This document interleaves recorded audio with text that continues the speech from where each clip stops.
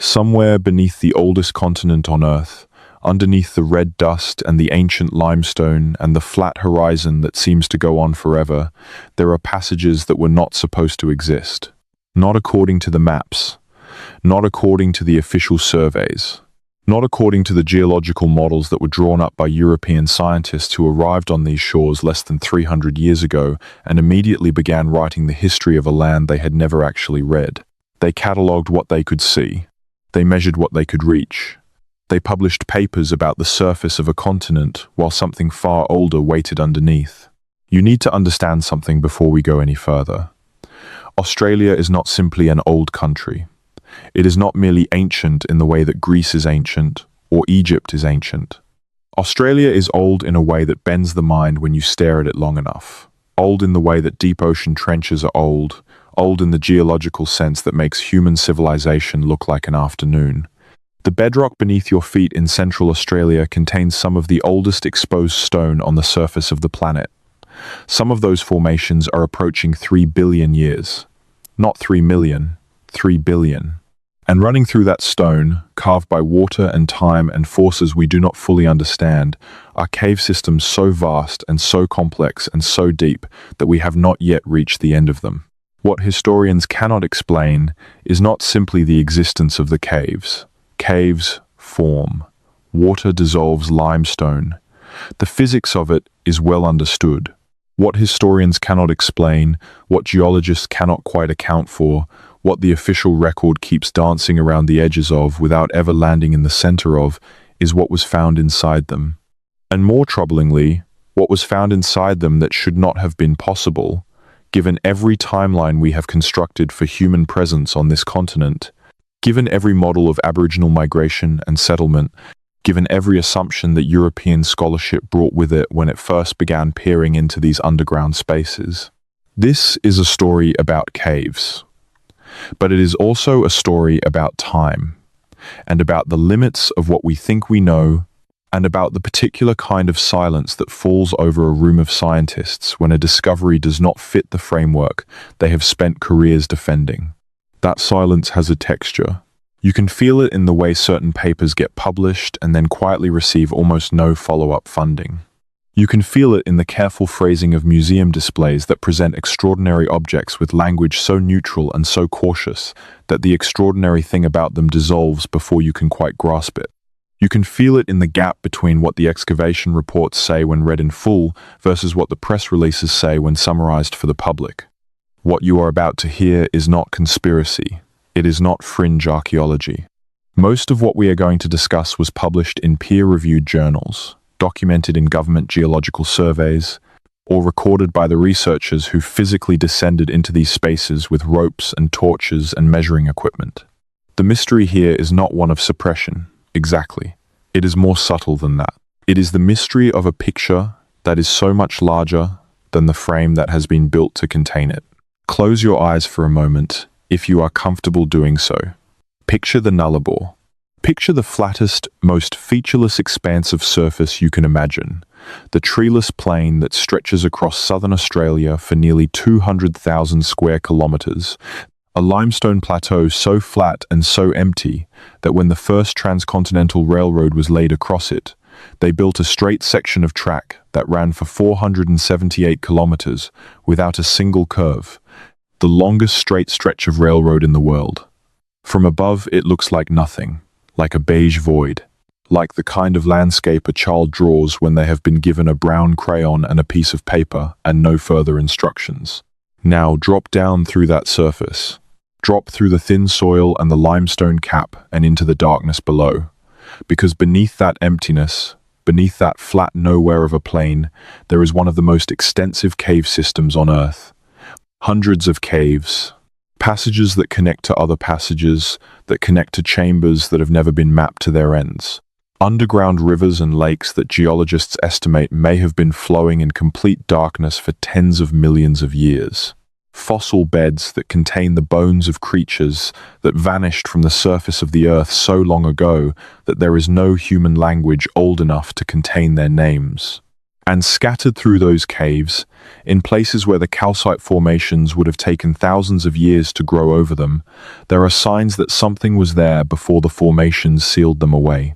If you are watching this to fall asleep, that is exactly why I make these videos. Maybe subscribe and let me know where you are right now and what time it is.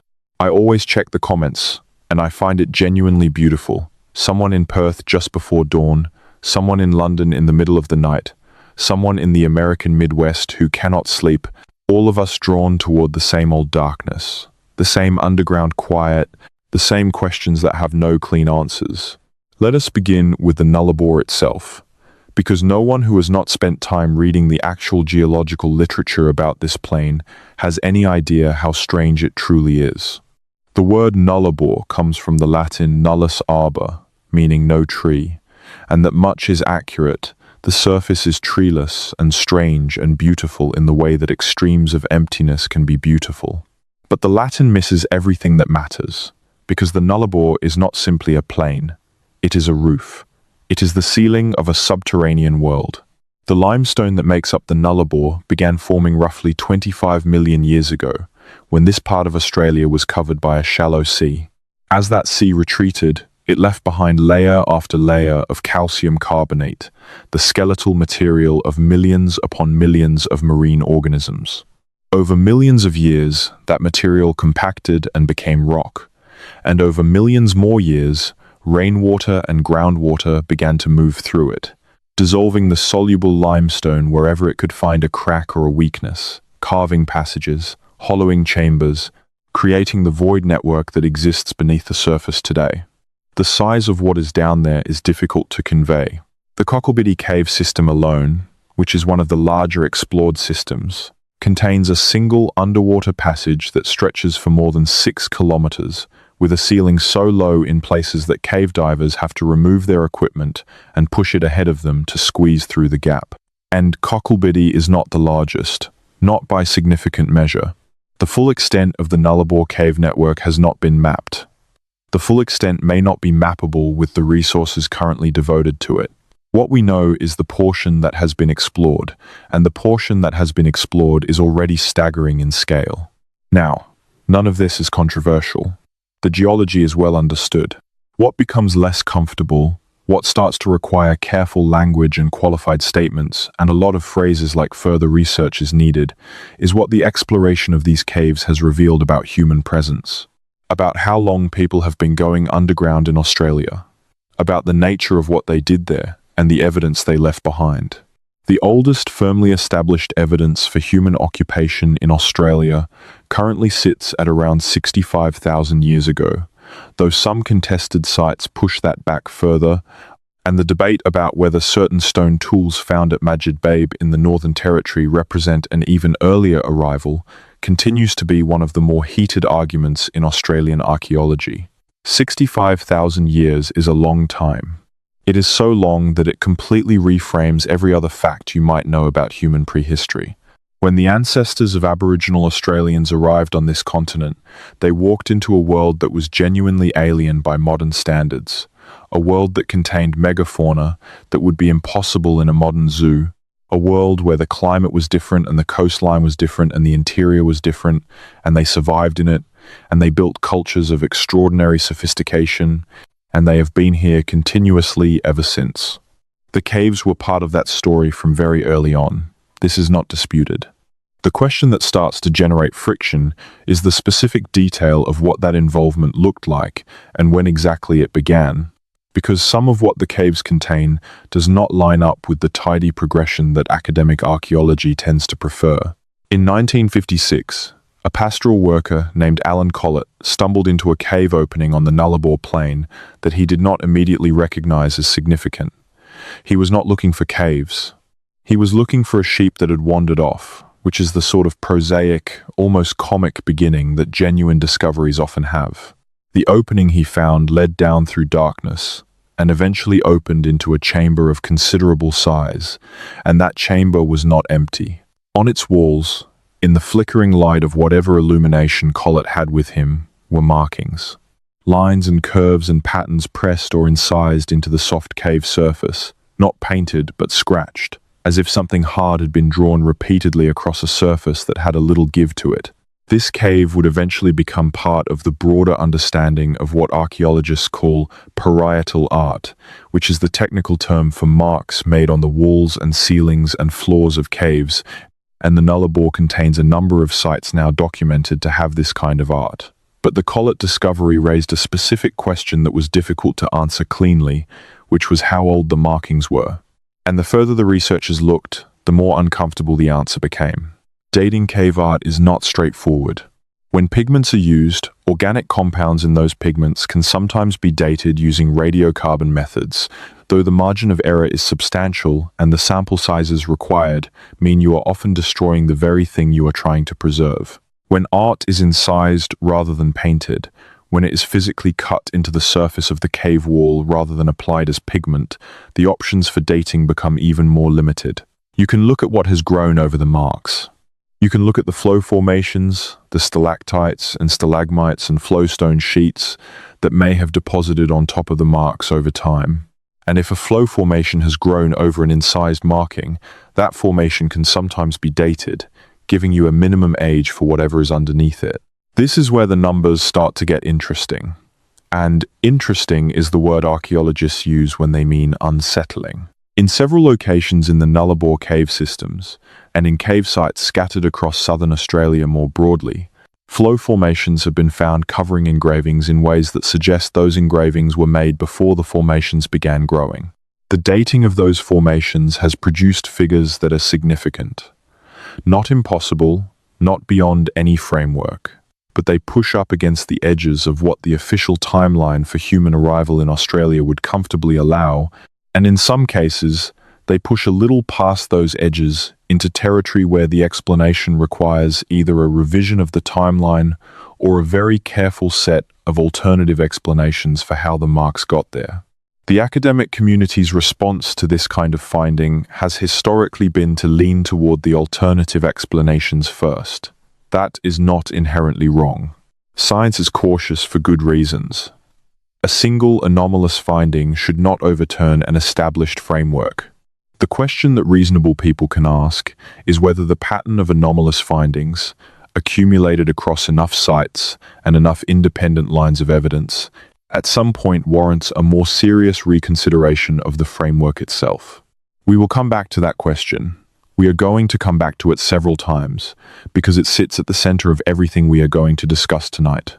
But first, let us go deeper. Let us talk about what the caves were used for. Let us talk about what it means to descend into total darkness, with no electric light, no GPS, no communication with the surface, nothing but what you carry with you and what you know. Because here is something that often gets lost in the academic discussions, in the geological surveys and the dating debates and the artifact classification systems. These are caves. And going into them, especially going into them alone or in small groups, in absolute darkness, with the ground uneven beneath you and the ceiling dropping toward you and the air changing quality as you move deeper, is not a casual activity. It is not something people do by accident. It is not something that happens as a side effect of hunting or gathering or moving through a landscape. Going into a deep cave is a deliberate act. It requires preparation. It requires knowledge that someone passed to you. It requires a reason. Whatever was happening in the caves beneath Australia was happening because people chose to make it happen. They chose to go down. They chose to bring whatever they brought with them. They chose to mark the walls in the places they marked them. They chose to come back, across generations, across centuries, across what may have been millennia. The caves were not an accident of human habitation. They were a destination. Understanding why requires understanding something about the relationship between the oldest living cultures on Earth and the underground world beneath their feet, and that understanding is not available in any geological survey. It lives in the oral traditions and the ceremony and the knowledge systems of Aboriginal Australians. Knowledge that is not secret in the sense of being hidden from anyone who asks respectfully, but knowledge that is structured and layered in ways that mean a surface reading of it does not give you the full depth of what it contains. We will spend considerable time in that knowledge before this night is over. But let us first talk about what the researchers found, what the surveys documented, what the physical evidence in the caves looks like when you are standing in front of it with a headlamp and a notebook. The Muruwatjini Caves, located on the western edge of the Nullarbor in South Australia, represent one of the better documented cases of early human presence in this subterranean world. The cave system takes its name from the Aboriginal word for the area, and the naming is significant because it tells you something about the long relationship between the people and the place, a relationship that long predates any European knowledge of the caves.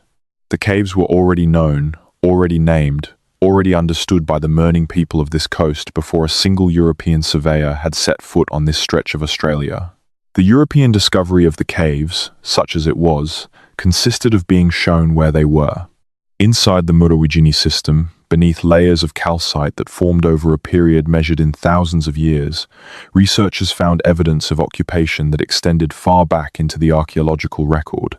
Charcoal deposits, ash lenses, the careful remnants of fires, built in specific places within the cave complex, not randomly scattered, but positioned in ways that suggest a considered relationship with airflow and with the particular acoustic properties of certain chambers.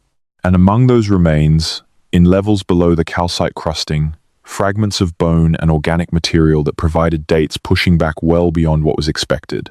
What was expected, when researchers first began serious investigation of the Nullarbor cave systems in the mid-20th century, was evidence consistent with the established model of Australian prehistory, which suggested that the interior of the continent had been occupied relatively recently in Aboriginal terms, perhaps 10 to 15,000 years ago, following the end of the last glacial maximum, as the climate warmed and the arid interior became more survivable. What the caves said back, through the radiocarbon dates and the optical luminescence figures and the uranium-thorium series dates on the flow formations, was something considerably older than that. This is not a simple story of discovery and rejection. The archaeology of the Nullarbor has been an ongoing conversation, with dates and interpretations revised as new techniques become available and as more sites are excavated. But the direction of that revision has been consistent. It has gone in one direction only: older. Every time the techniques improve, every time a new excavation goes a little deeper, every time a formation above an artifact is properly dated, the timeline extends. It does not contract. The caves were occupied earlier than we thought, and earlier than we thought before that, and earlier than that. The Cunalda Cave, which we will examine in considerable detail later in this discussion, is perhaps the most dramatic single example of this phenomenon. But before we go to Cunalda, we need to talk about the geography of what we are dealing with, because the scale of this underground world is easy to underestimate. If you are thinking about caves in the way that most people think about caves, which is to say as occasional geological features, interesting holes in the ground, scenic tourist attractions with handrails and ambient lighting, and signs telling you not to touch the formations. The cave systems of southern Australia are not like that. They are not individual features. They are interconnected networks, and the word network is doing heavy lifting in that sentence, because what we mean by it is not a subway map where the lines are clear and the stations are labeled and you can trace your route from here to there on paper. What we mean by network in the context of the Nullarbor is a three-dimensional labyrinth of passages at multiple levels. Some flooded, some partially flooded, some dry, some with active water flow, some with ancient water flow that has long since stopped, passages that connect to other passages in ways that have only partially been mapped, chambers that open into smaller chambers that open into fissures that lead to passages that have not been entered by any researcher whose account has made it into the scientific literature. The Australian Speleological Federation, which is the main organisation coordinating cave exploration in this country, maintains records of documented cave systems across the continent. The Nullarbor alone accounts for several hundred documented caves, and the researchers at the Federation are quite clear that the documented caves represent a fraction of what actually exists. The limestone does not end where the mapping ends. The void network continues into areas that have not been explored, into depths that have not been reached, into parts of the system where the access is too difficult or too dangerous, or simply too time-consuming for the resources that have been allocated to the project. This matters for our discussion because it means that everything we know about human presence in these caves is also necessarily a fraction of what actually occurred. We have evidence from the portions of the system that have been entered and documented. We have absolutely no information about what exists in the portions that have not. And when you are working with a timeline of potential human occupation that extends back tens of thousands of years, the idea that important evidence might exist in unexplored sections of the system is not merely possible. It is, statistically speaking, quite likely. Let us talk about water, because water is the medium that made these caves, and water is also a significant part of what they mean. The underground water table beneath the Nullarbor is extraordinary. There are lakes down there. Not pools, not puddles, but genuine underground lakes with water surfaces that extend for hundreds of meters in some cases, with depths that in several documented instances exceed 50 meters, and in some cases cannot be measured with the equipment that exploration teams have carried into them. The Cocklebiddy Cave contains Australia's longest documented underwater cave passage, and that record has been reset multiple times as divers push further into it. The current furthest point reached in Cocklebiddy's underwater section is over 6 kilometers from the cave entrance, and the passage has not ended. It simply continues beyond the limits of what a diver carrying the equipment that can be brought through the access shaft can reach. Aboriginal Australians living in this region historically maintained detailed knowledge of which caves contained water and at what depths, and what the quality of that water was. This knowledge was functionally critical in a landscape where surface water is essentially absent. The Nullarbor is genuinely waterless at the surface for most of the year and for most of its extent. The people who lived on and through this country survived in part because they knew where the water was beneath them. And they knew this because the knowledge had been accumulated and passed down across generations, across what must have been an enormous span of time, because the kind of detailed topographic knowledge of a subterranean water system that we see encoded in Aboriginal traditions about the Nullarbor does not develop quickly. It is the product of sustained, repeated, multi-generational engagement with the landscape beneath the surface.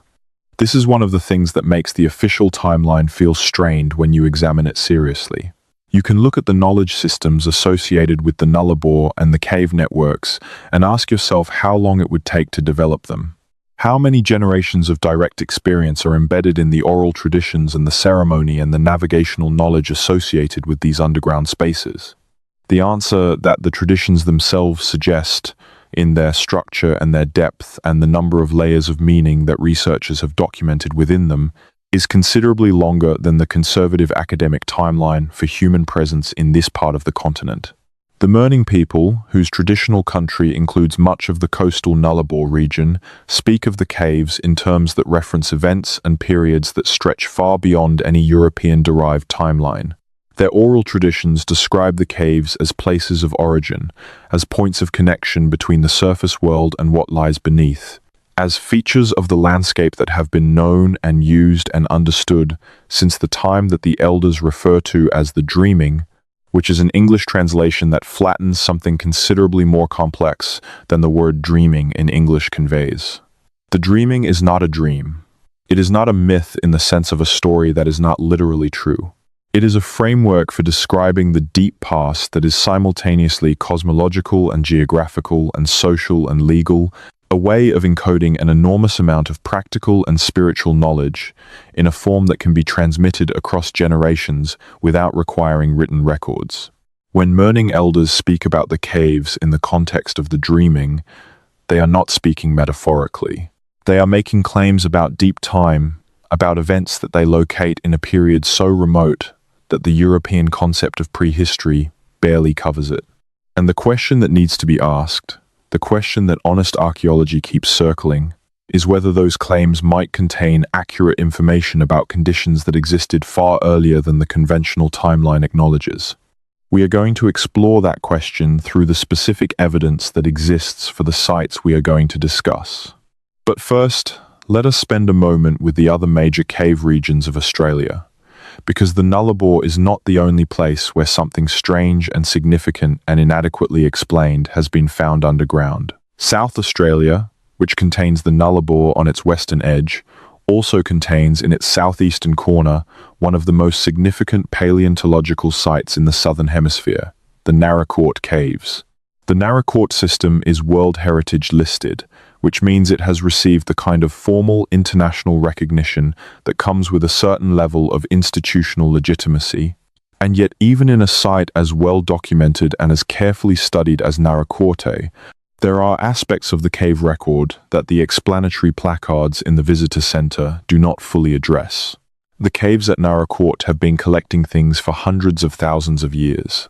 They have been collecting them because of their structure, specifically because several of the cave openings have historically functioned as pitfall traps, natural holes in the surface through which animals, and sometimes other things, have fallen over enormous spans of time. The bones that have accumulated in the floors of these caves represent one of the most complete fossil records of Australian megafauna in existence.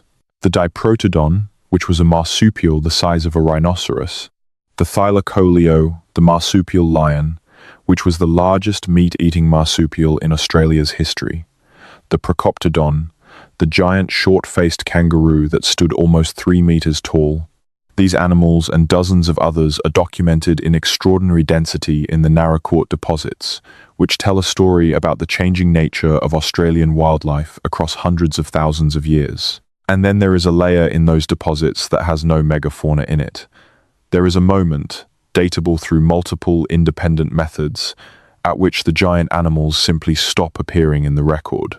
After hundreds of thousands of years of their bones accumulating in these natural traps, they are gone.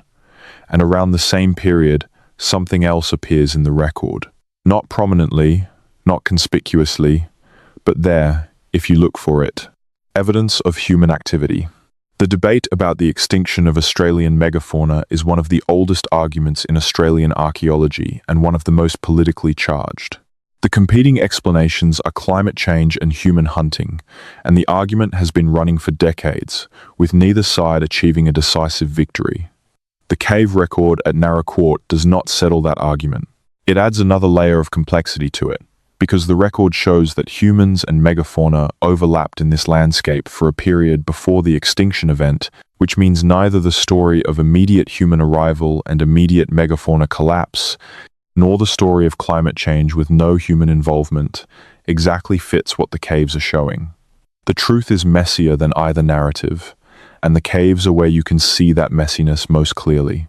But the megafauna extinction debate, as significant as it is not the most puzzling thing about the Naracoorte caves. The most puzzling thing is the evidence of organized activity in the cave system that predates what the conservative academic timeline would predict for organized human presence in this part of Australia. Fire management, stone tool use, the positioning of certain materials in specific locations within the cave complex in ways that suggest a purpose, a use, a relationship with the space that goes beyond simple shelter or accidental refuge. These findings have been published. They are in the literature. They are cited by the researchers who made them with appropriate caution and appropriate qualification. And they have received relatively little public attention, in part because the visitor experience at Naracoorte is oriented primarily around the megafauna, which are spectacular and undeniably dramatic, and in part because the human presence findings require a more careful unpacking of what the timeline means and what it implies, and that unpacking is not easy to fit on a museum placard.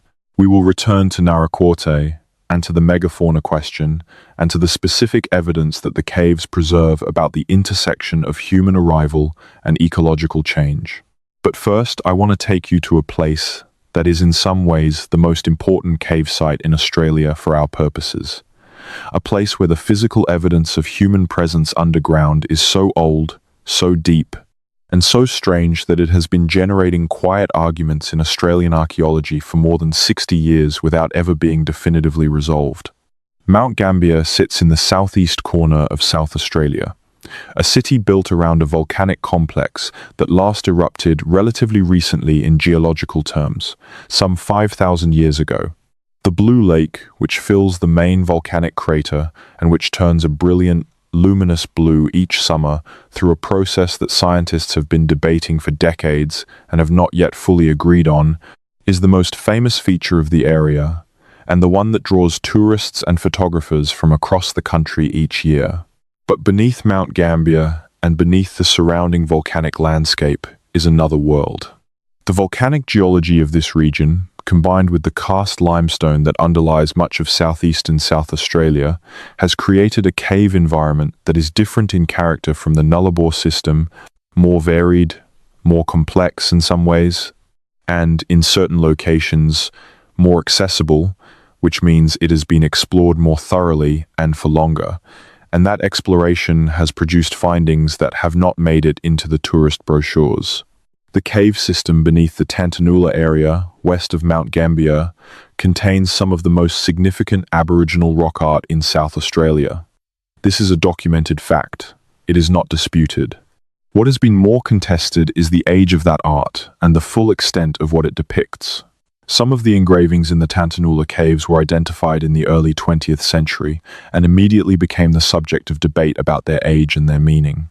The local Aboriginal community, the Bwandik people, maintained oral traditions about the caves that described them as places of significance and ceremony, places that had been visited and used for as long as anyone could remember, which, in the context of continuous Aboriginal oral tradition, is a time frame that the English phrase, "as long as anyone can remember," dramatically understates. The Bwandik traditions about the caves include descriptions of features within them that match documented physical features, specific chambers, specific passages, specific formations that have particular significance within the traditional knowledge system. This correspondence between the oral tradition and the physical reality of the cave is not simply interesting as a cultural artifact. It is archaeologically significant, because it suggests that the oral tradition has preserved accurate information about the cave's interior over a very long period, and the kind of accuracy preservation that we see in the Bwandik accounts is not consistent with a short period of cave use. It is consistent with many generations, with a knowledge system that has been refined and tested against reality repeatedly over a very long time.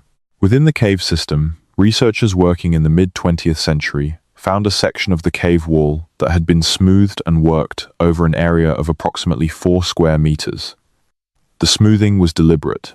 The rock had been abraded systematically, not in the way that natural water flow abrades a cave wall, but in a pattern that suggests human hands and human tools working across the surface repeatedly over what must have been a significant period of time. And on that smooth surface, barely visible in the calcite that had grown over them, were marks.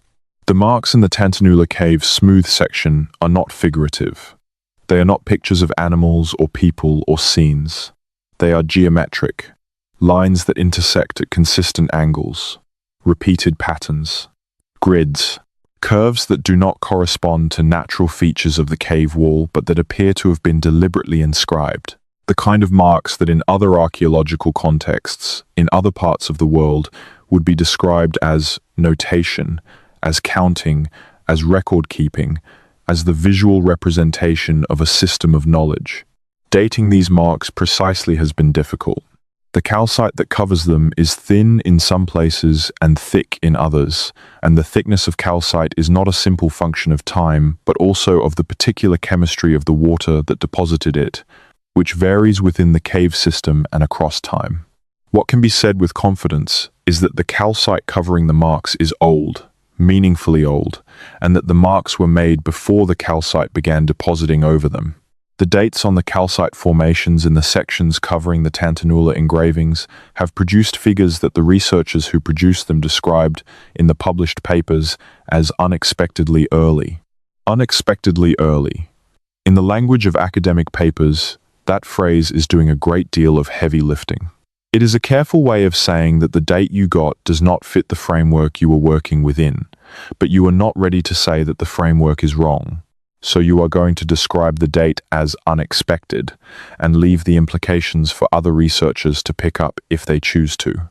It is the written equivalent of a meaningful look between colleagues at a conference. Everyone in the room understands what it means.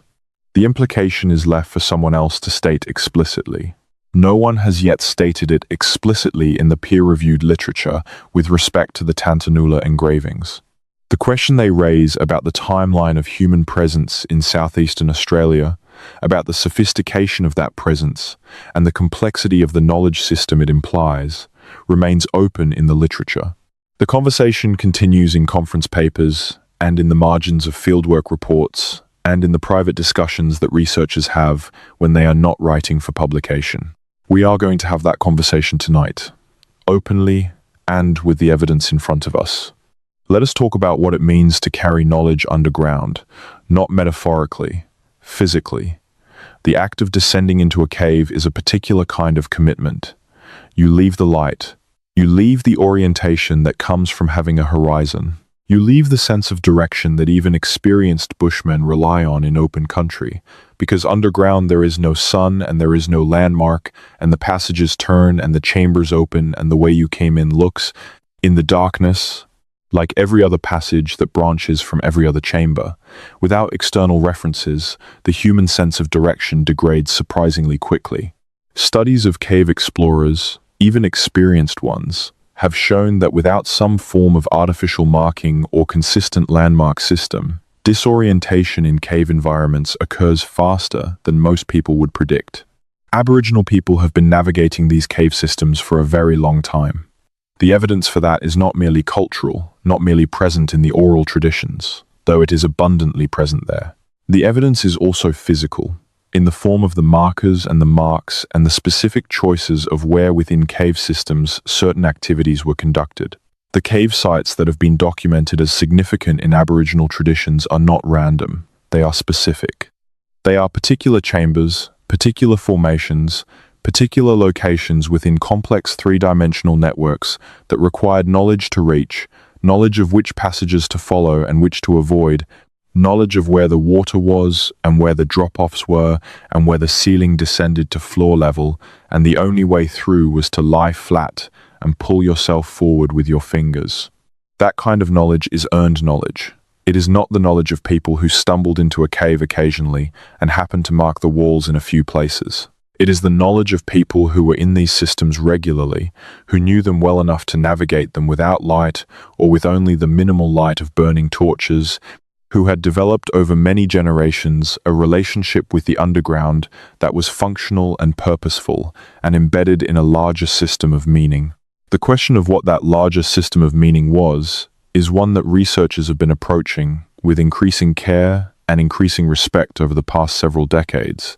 As the field of Australian archaeology has moved away from the assumption, sometimes implicit and sometimes explicit, that European analytical frameworks are the only valid tool for understanding what the Australian archaeological record contains.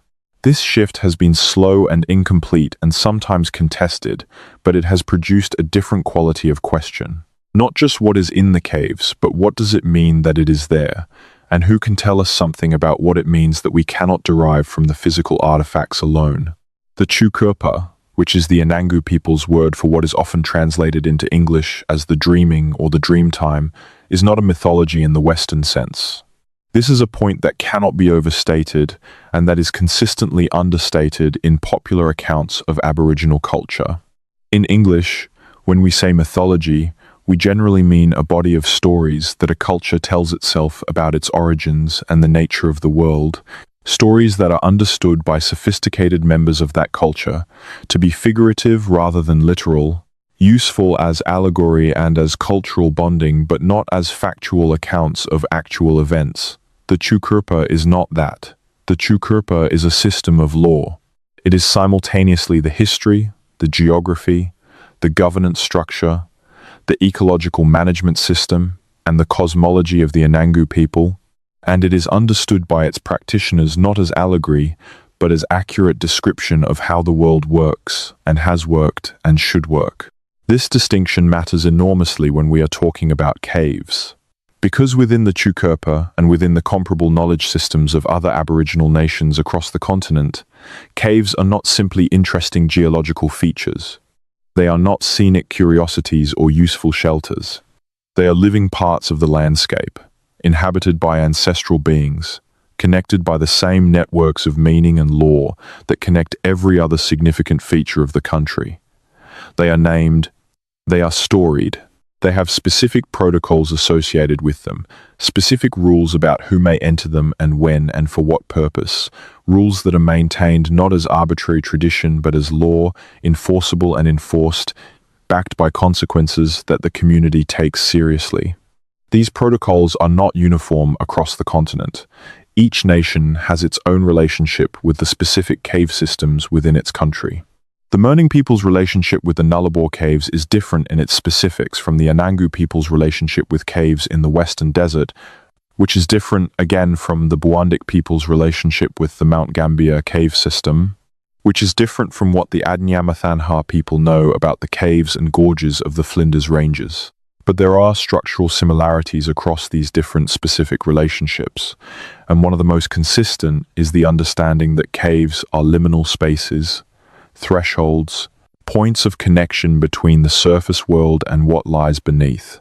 What lies beneath is not, in most Aboriginal cosmological frameworks, simply more rock and more darkness.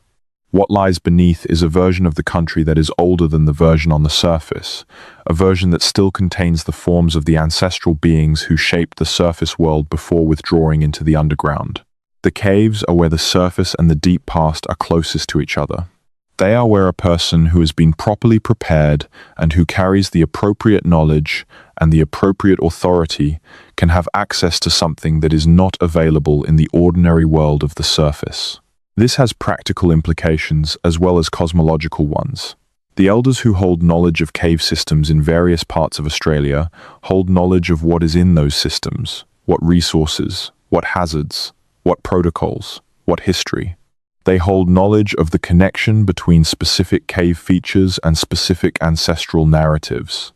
They hold knowledge that is in some cases restricted, appropriate only for certain people at certain stages of their lives, and the restriction is not arbitrary, but reflects a genuine understanding that some of what the caves contain is powerful in ways that require specific preparation to approach safely. When European researchers first began examining these knowledge systems in the 19th and early 20th centuries, the dominant response was to categorize them as superstition or as primitive religion, to see the protocols and the restrictions and the accounts of ancestral beings as evidence of a pre-scientific relationship with the world that European education would eventually displace.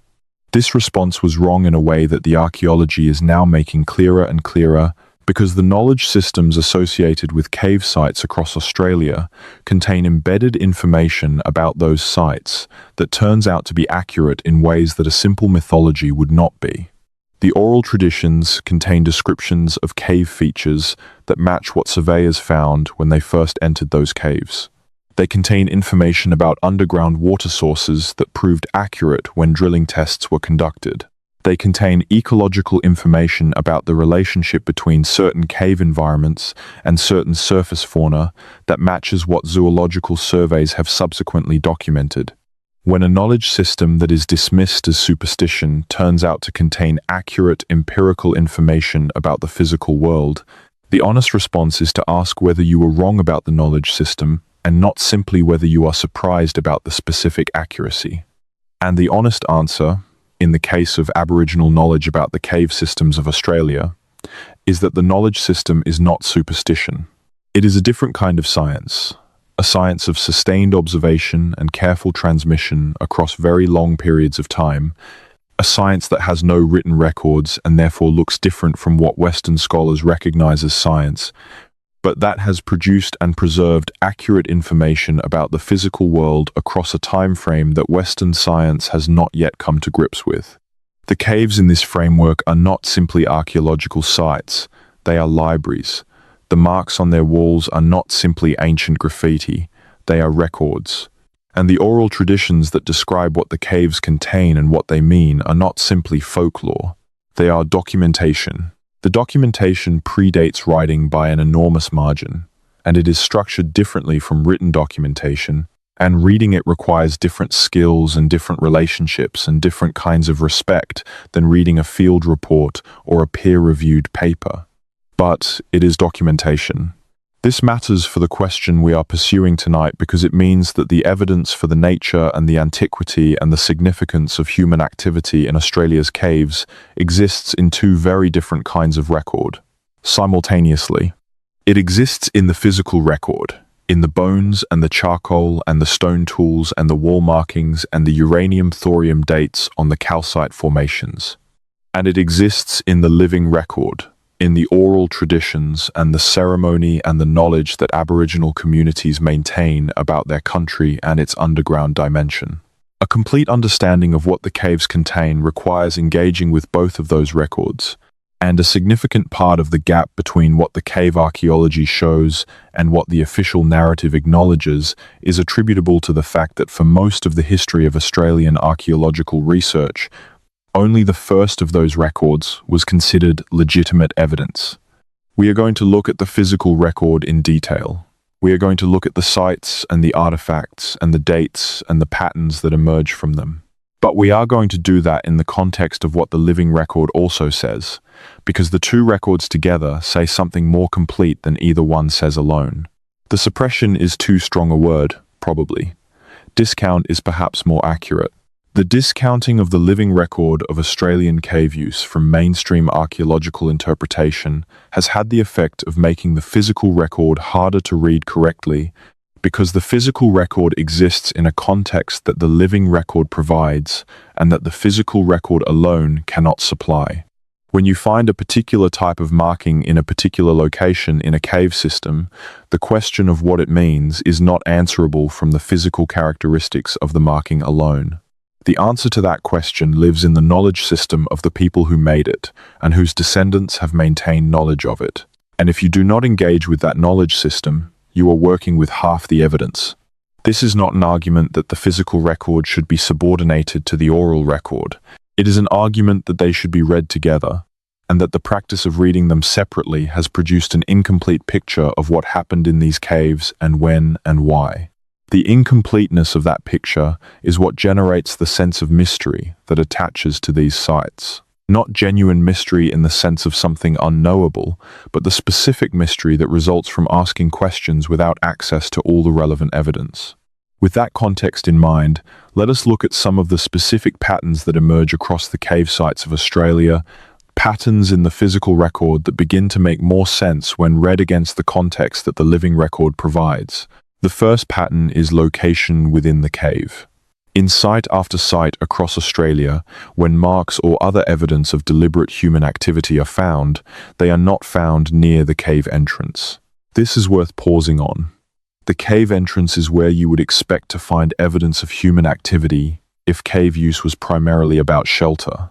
The entrance offers light. It offers connection to the outside. It offers an easy exit if something in the cave becomes threatening. It is the comfortable part. It is where human presence in a cave would naturally concentrate if the reason for being in the cave was primarily physical, primarily about warmth or dryness or protection from predators. But the marks in Australian caves are typically found in the interior sections, in chambers that require navigation through dark passages to reach, in locations that are, in some cases, accessible only through passages that are physically demanding, passages that require crawling or climbing or squeezing through narrow gaps. The marks are in the deep places, and the materials associated with human presence, the charcoal and the ash and the fragments of work stone, are also concentrated in the deep places more often than in the entrance zones. This pattern is not unique to Australia. It is documented in cave sites on every continent where significant quantities of Paleolithic art and material have been found. The cave art of Lascaux and Chauvet and Altamira in Europe follows the same pattern. The marks are deep. The paintings are in the chambers that require the most effort to reach. The human presence is concentrated in the dark interior sections where light from outside does not reach and where you are surrounded completely by rock on all sides. This is not where people who are sheltering would concentrate their activities. This is where people who are there for a specific purpose would go. A purpose that was served by being far from the entrance, far from the connection to the surface, deep in the darkness. The purpose that this pattern most consistently suggests across multiple independent cultural traditions in multiple parts of the world is ritual.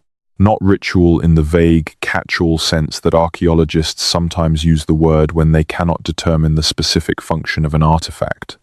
Ritual in the specific sense of a deliberate, structured, repeated practice aimed at accessing or maintaining a particular kind of relationship with something that the practitioners understood as existing in the deep interior of the earth. The kind of ritual that requires separation from the ordinary world, that requires passage through darkness and physical challenge as preconditions for whatever happens in the interior chamber.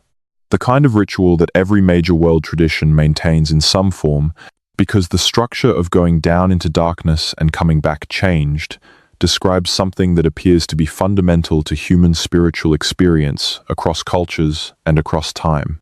The second pattern is associated material. The fire evidence in Australian deep cave sites is not random.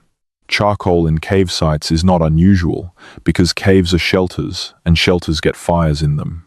But the fire evidence in the deep interior sections of Australian caves has specific characteristics that distinguish it from domestic fire use. The hearth structures, where they have been found, are in some cases too small to be efficient heat producers. They are in positions that in some cases are poorly suited to keeping a person warm, being located in places where the heat would rise quickly into high ceilings and be lost. They are in positions that are well suited to producing controlled amounts of light and smoke, to warming a small enclosed space around a specific locus of activity rather than to heating a living area. The difference between a fire built for warmth and a fire built for light, and for the particular atmosphere that firelight creates in a confined space, is significant. And in the deep cave sites of Australia, where the fire evidence has been carefully analysed rather than simply noted as evidence of human presence, the patterns are more consistent with the second category than the first. The third pattern is repetition across time. The cave sites that show evidence of deliberate use in deep interior sections often show that evidence at multiple levels, in deposits that represent different time periods, sometimes separated by thousands of years. The same chamber used in one period, not used in the next, used again in another.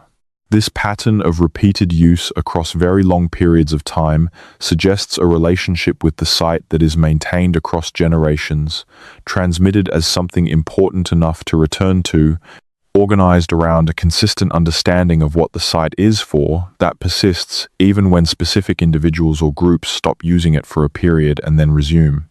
That kind of persistent relationship with a specific site across very long periods of time is exactly what we would expect if the relationship was encoded in a formal knowledge system like the Chukurpa or equivalent systems in other nations where specific sites have specific stories and specific protocols maintained by specific custodial responsibilities.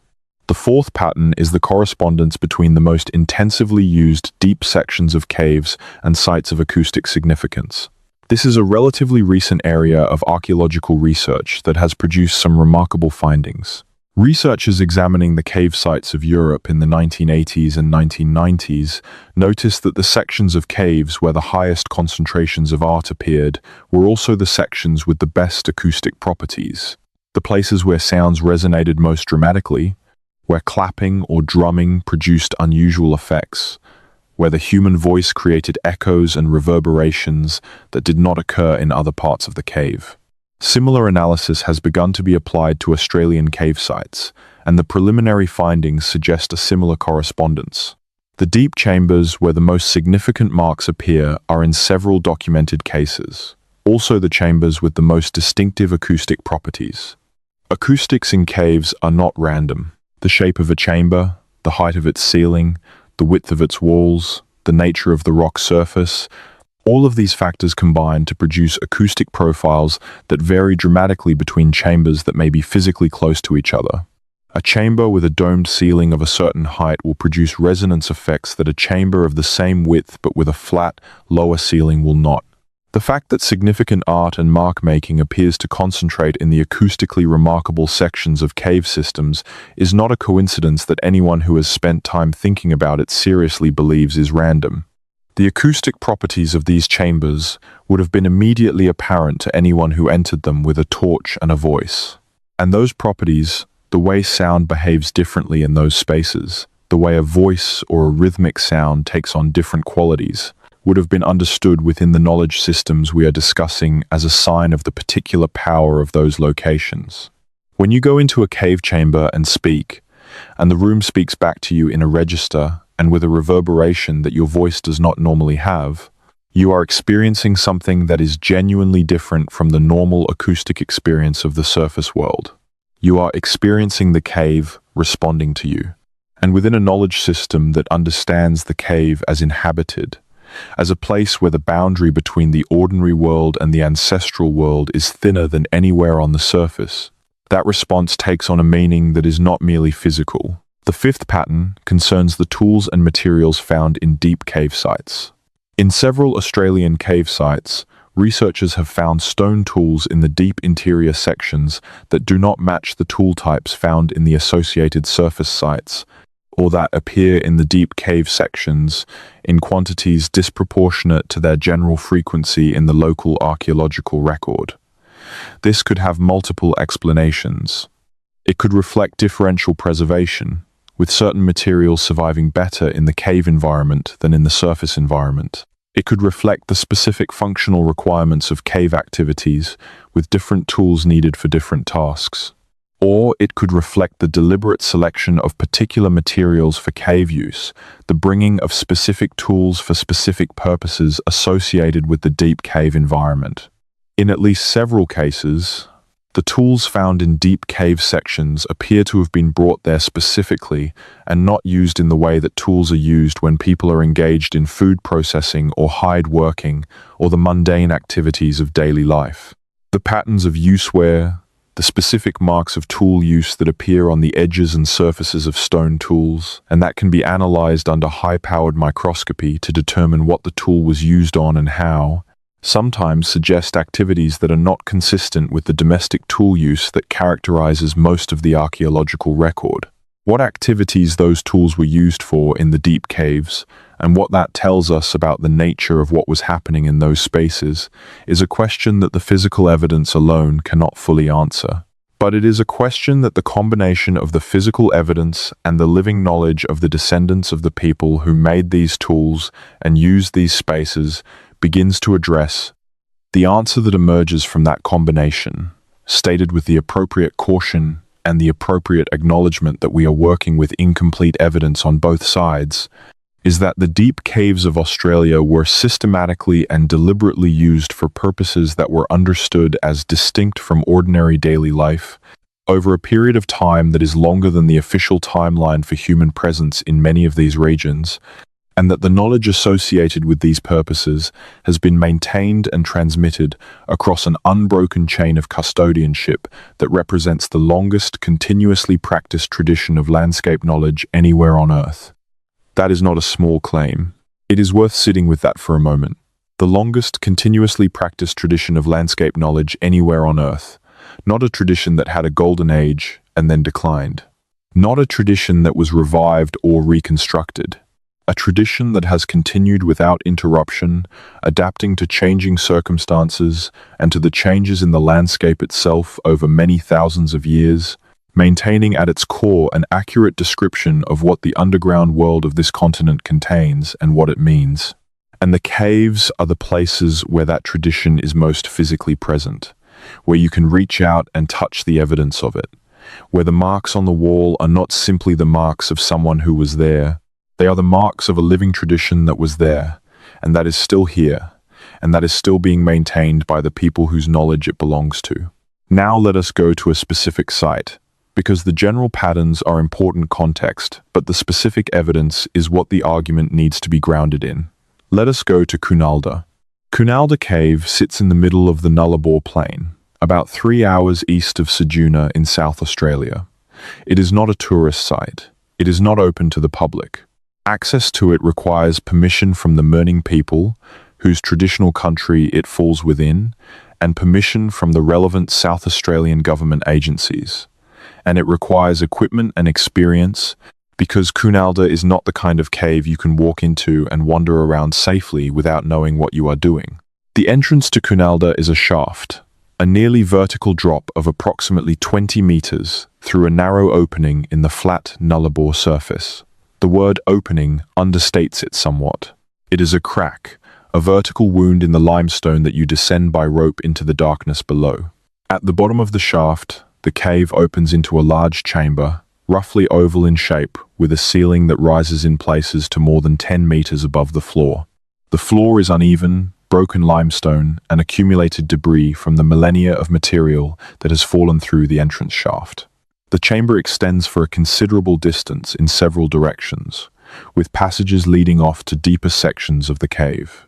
And on the walls of Cunalda, particularly in the deeper sections, in places that require you to navigate further from the entrance shaft and its distant circle of sky, there are engravings, not paintings, not pigment.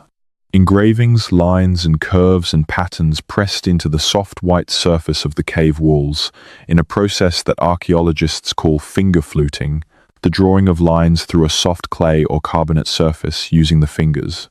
The finger fluting at Cunalda was first documented by the archaeologist Alexander Gallus in 1956, and it was the subject of excavation and analysis by Gallus and subsequently by the Australian archaeologist Richard Wright and by a number of other researchers over the following decades. What they found, and what the subsequent analysis has confirmed, is extraordinary.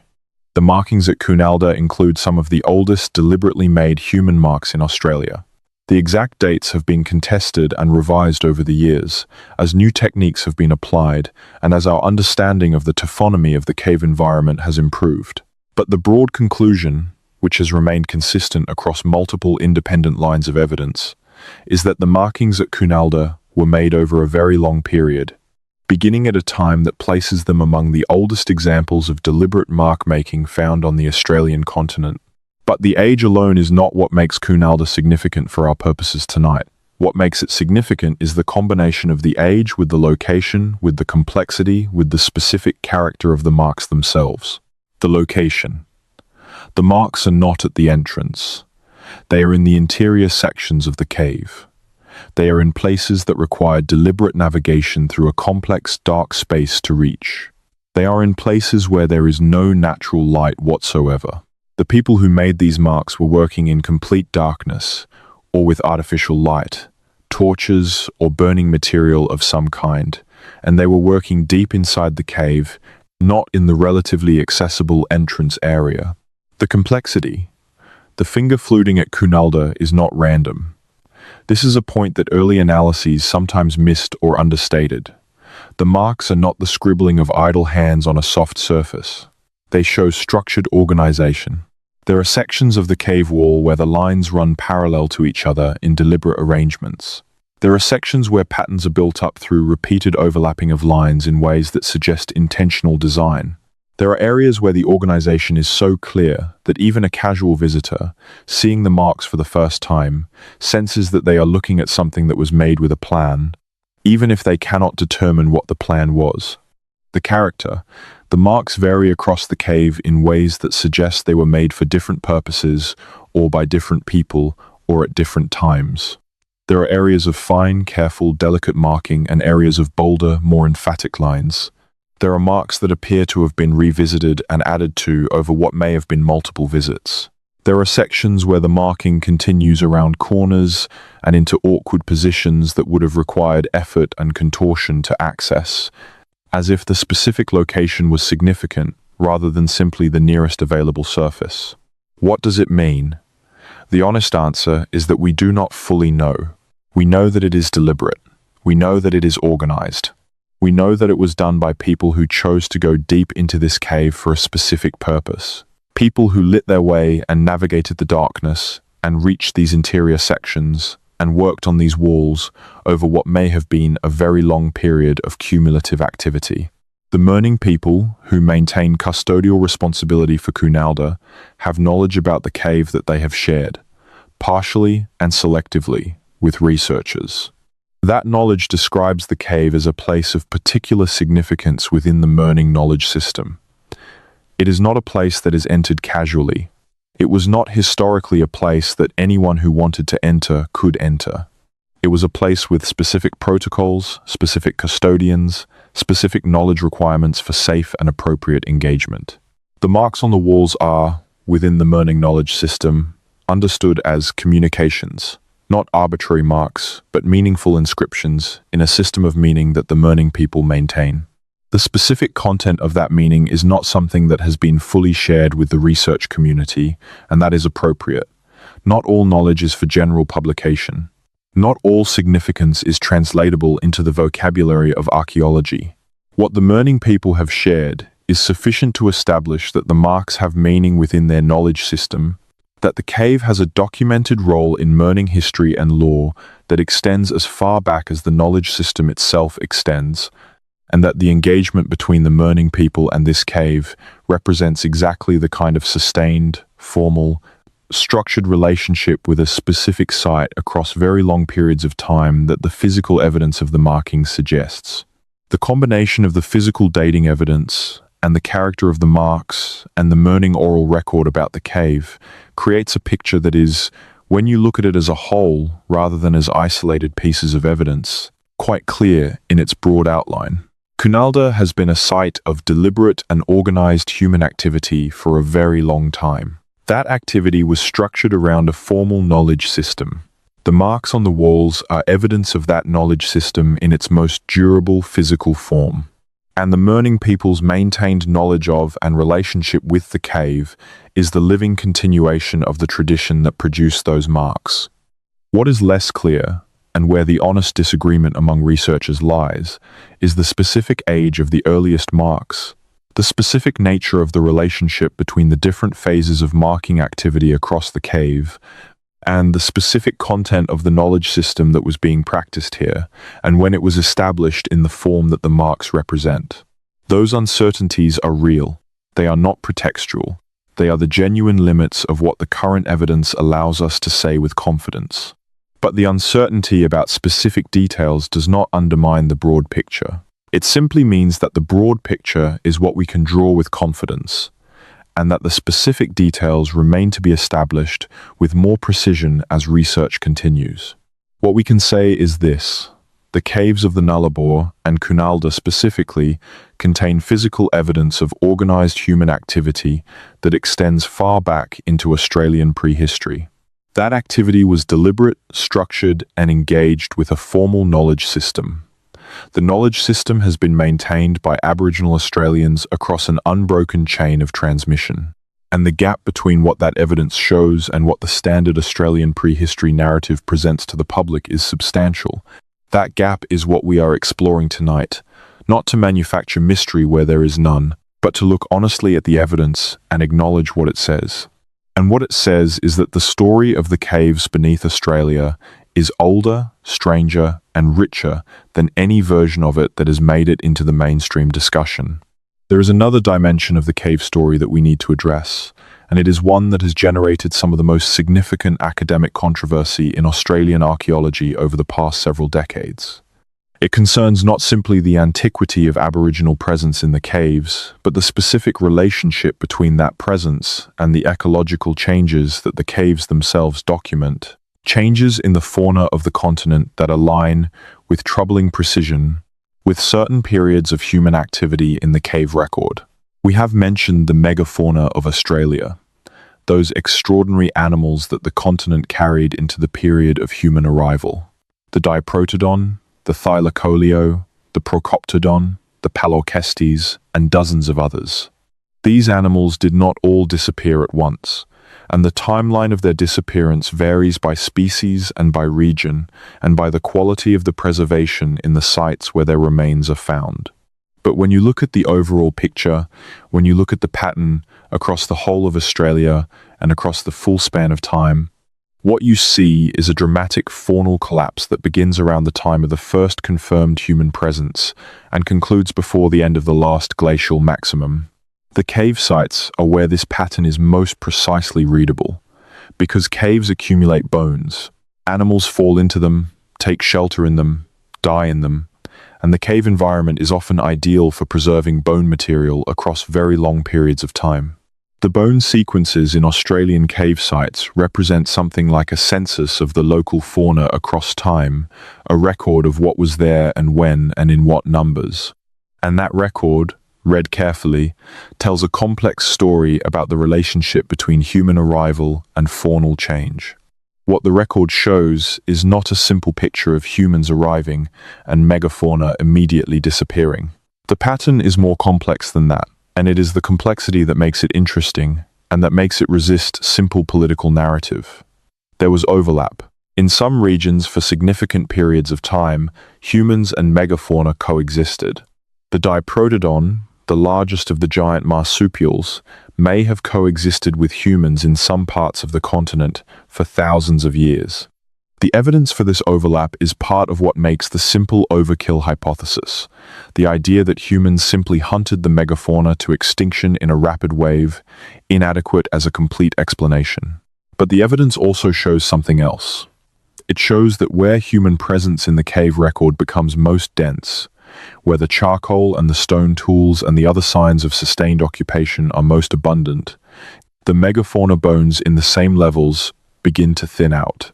Not immediately, not catastrophically, but progressively. The overlap narrows. The giant species become less common in the record, and eventually they disappear. Whether this relationship is causal and in what direction and by what mechanism is a question that the cave record alone cannot fully answer. What it shows clearly is correlation, and the correlation is strong enough that it has to be explained and not simply noted. The caves are the place where that correlation is most precisely documented, where the relationship between human presence and faunal change can be read in the same sequence, in the same sediments, at the same sites. The researchers who have spent the most time with the bone sequences from Australian cave sites tend to emphasize the complexity and to resist the simple narratives, not because they are reluctant to implicate human behavior, but because the evidence genuinely does not support a simple story. What it supports is a complicated story about the interaction of human activity with a changing climate and a fauna that had evolved in the absence of human predation pressure, and that was therefore particularly vulnerable to it, not because humans were uniquely destructive, but because the Australian megafauna had no evolutionary experience of an intelligent social predator that could learn their habits and coordinate to exploit their vulnerabilities. The caves are where we can read this story most clearly. The caves are where the timeline is preserved in 3 dimensions, where the bones and the charcoal and the marks on the walls are all there in the same space, telling the same story from different angles. And the story they are telling, read honestly and in full, is considerably more complex and more interesting and more disturbing than the version that gets presented in the broad outlines of Australian prehistory. Let us go deeper. Let us talk about what happens when the evidence from multiple cave sites across the continent is placed side by side and read as a connected record rather than as a series of independent local findings. Because when you do that, when you stand back far enough to see the whole picture, something emerges that the site-by-site analysis does not reveal. When you place the cave sites of Australia side by side, when you map them geographically and temporally, and look at the patterns that emerge across the whole picture rather than within any single site, certain things come into focus that are genuinely difficult to explain within the current framework. The first thing that comes into focus is the distribution pattern. The caves with the most significant and the most ancient evidence of deliberate human use are not randomly distributed across the continent. They cluster in specific geological zones that correspond to the karst limestone formations of southern Australia, zones that are connected to specific underground water systems, zones that in several cases appear to connect to each other through the same regional geological formation, even when they are separated on the surface by hundreds of kilometers. The distribution of significant cave sites across southern Australia follows the distribution of the geological formation that underlies them, and that geological formation is itself a connected system, a single vast limestone platform beneath the surface of the continent that links what appear from the surface to be separate and independent cave systems. This connection matters because it suggests that the people who use these caves over a very long period may have understood, at some level, that the caves were connected. That the underground world beneath southern Australia was not a series of independent features, but a network, a system, a connected landscape that had its own geography and its own resources and its own roots. If that understanding existed, if the Aboriginal knowledge systems associated with these caves encode information about the connections between them, then what we are dealing with is not simply a set of individual cave sites, but evidence of a relationship with an entire underground landscape, a relationship that would require sustained engagement over a very long period to develop. The second thing that comes into focus is the temporal consistency.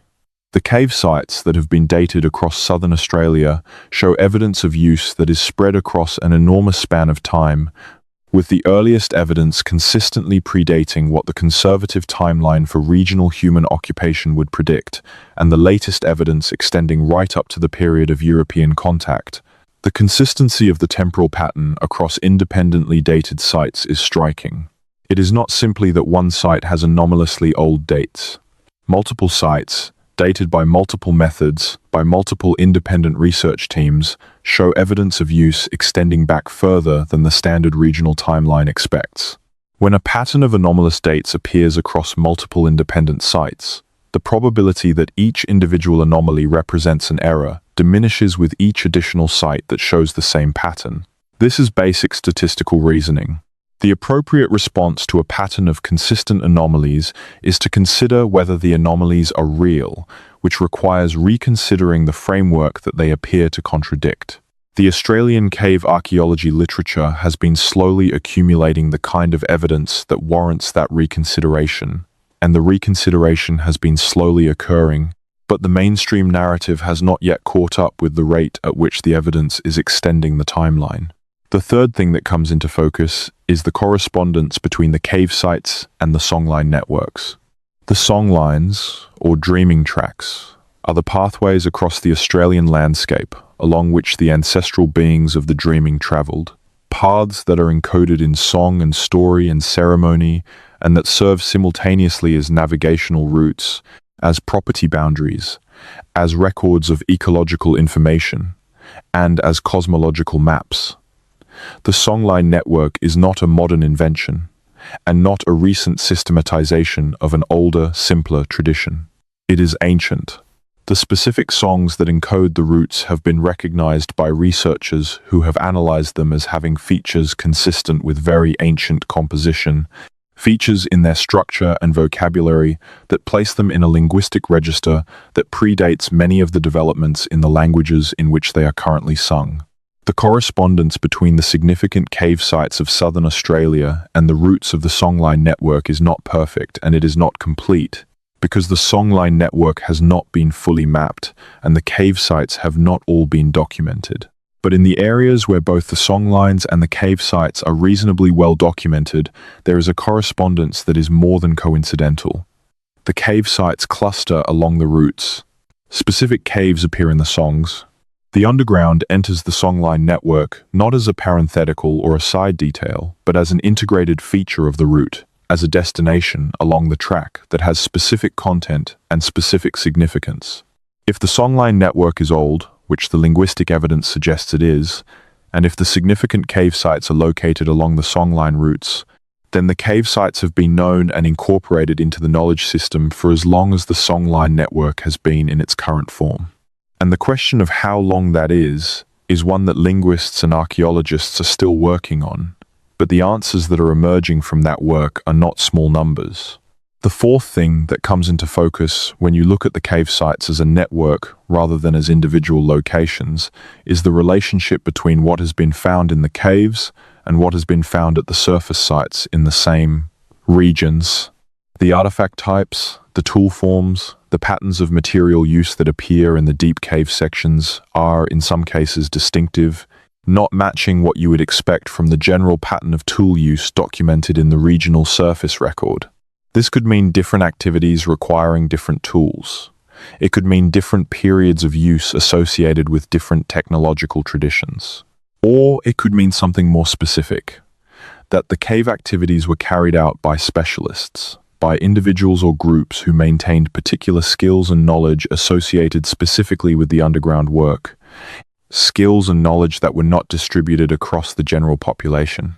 The idea of specialists, of people whose specific role was to carry knowledge of and responsibility for the caves, is entirely consistent with what Aboriginal knowledge systems tell us about the organization of custodial responsibility. In every Aboriginal nation, across the entire continent, specific individuals and families hold specific custodial responsibilities for specific sites and for the knowledge associated with those sites. The responsibility is not general, it is particular. The knowledge of a specific cave site belongs to specific people, and those people have responsibilities toward it that others do not. They are the ones who can enter at certain times for certain purposes. They are the ones who maintain the connection between the living community and the significance of the site. They are the ones whose authority is required before anyone else can engage with the site in certain ways. This structure of specialized custodianship is the organizational framework within which the cave knowledge was maintained. And it is a structure that has been stable enough and robust enough to maintain detailed, accurate information about specific cave sites across what may have been tens of thousands of years. The fact that Aboriginal people living in the 20th century could identify cave features and confirm their significance within a continuing knowledge tradition speaks to the durability of this organizational structure across a timescale that most people struggle to think about concretely. Let us now go to the Narakworte caves in more detail.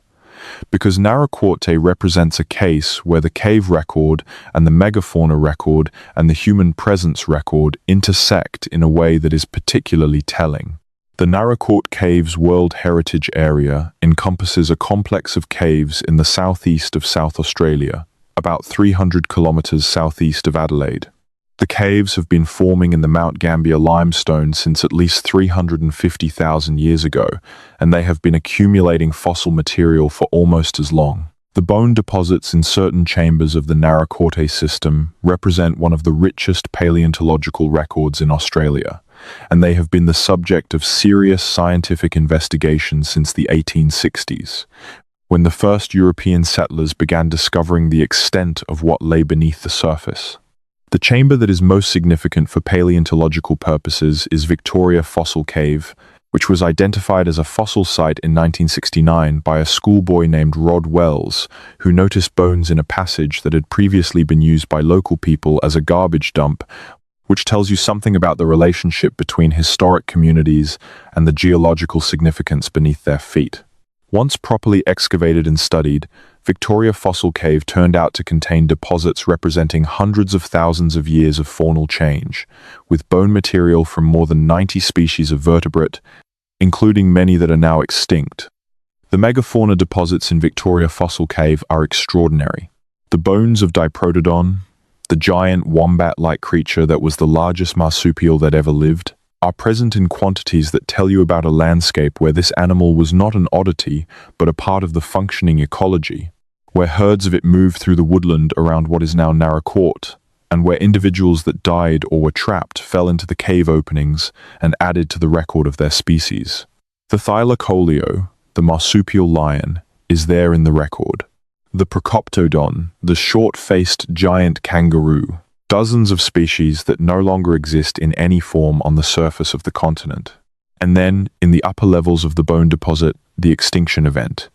The megafauna bones stop, not all at once, but progressively, species by species, with the larger-bodied species going first and the smaller-bodied surviving longer, a pattern that is consistent with what you would expect from a combination of hunting pressure and environmental stress that specifically disadvantages the large-bodied animals that reproduce more slowly and that are more vulnerable to any disturbance of their reproductive rate. The human evidence in the Narakworte system appears in the same levels where the megafauna is beginning to thin out. Stone tools, charcoal from fires. In one area of the cave that has been carefully excavated, a concentration of worked stone that suggests not random passage through the cave but extended occupation, sitting in one place for a period long enough to accumulate a significant quantity of napping debris. Someone was in this cave, working stone, making or resharpening tools over what appears to have been a repeated or extended period of time. The charcoal from the fire levels associated with the human presence in Narakorte has been radiocarbon dated. The dates place this activity within the period when the megafauna extinction was occurring in the regional record. Not after, during. People were in this cave, making tools and tending fires, while the giant animals whose bones fill the lower levels of the same cave were disappearing from the regional landscape. This is not evidence of hunting in the cave. The cave was not a slaughterhouse. The people who were in the cave during this period were not necessarily hunting megafauna. What the cotemporal evidence shows is simply that people and megafauna were present in the same landscape during the extinction event, that the extinction was not something that happened before people arrived or after they left, but while they were there. The question of how involved human activity was in driving the extinction and what specific mechanisms were at work cannot be answered from the cave evidence alone. But the cave evidence makes the timeline clear in a way that surface sites often do not, because the stratigraphy of a cave deposit can be more precise than the stratigraphy of an open-air surface site where material moves around more. What the Narakorte caves add to our picture of the overall story is the most precise documentation available anywhere in the Australian record of the relationship between human arrival and megafauna decline. And the picture they document is consistent with what the other lines of evidence suggest. Coexistence followed by decline, with the timing of the decline corresponding to the period of intensifying human presence rather than to any identifiable climatic event. But our topic tonight is not primarily the megafauna extinction. It is the caves. And the Narakorte caves have something to add to the cave story beyond the paleontological record. In the sections of the Narakorte system that are not part of the main tourist cave complex, in passages that are less accessible and less well known, there is evidence of the same pattern we have been discussing. Deliberate human activity in the deep interior, at a depth and in a location that serves no domestic purpose, marks and materials that suggest a structured and purposeful engagement with the underground space. The Narakorte evidence for this is not as extensively documented as the Cunalda evidence or the Nullarbor cave evidence. The site has been primarily known as a paleontological site, and the resources devoted to it have been primarily paleontological in their orientation. The cave archaeology, the evidence of human rather than faunal use of the caves, has received less focused attention. But what attention it has received has produced findings that are consistent with the broader pattern. People were in these caves not simply as a byproduct of other activities. They were there for reasons specific to the cave environment. And their presence extended across a significant span of time, from a period when the megafauna were still part of the landscape to a period much closer to the present, with evidence of use at multiple levels in the deposit suggesting the same pattern of sustained, repeated engagement with the site across many generations that we see at other sites. The Boandic people, whose traditional country includes the Narakorte region, maintain knowledge of the caves within their oral traditions.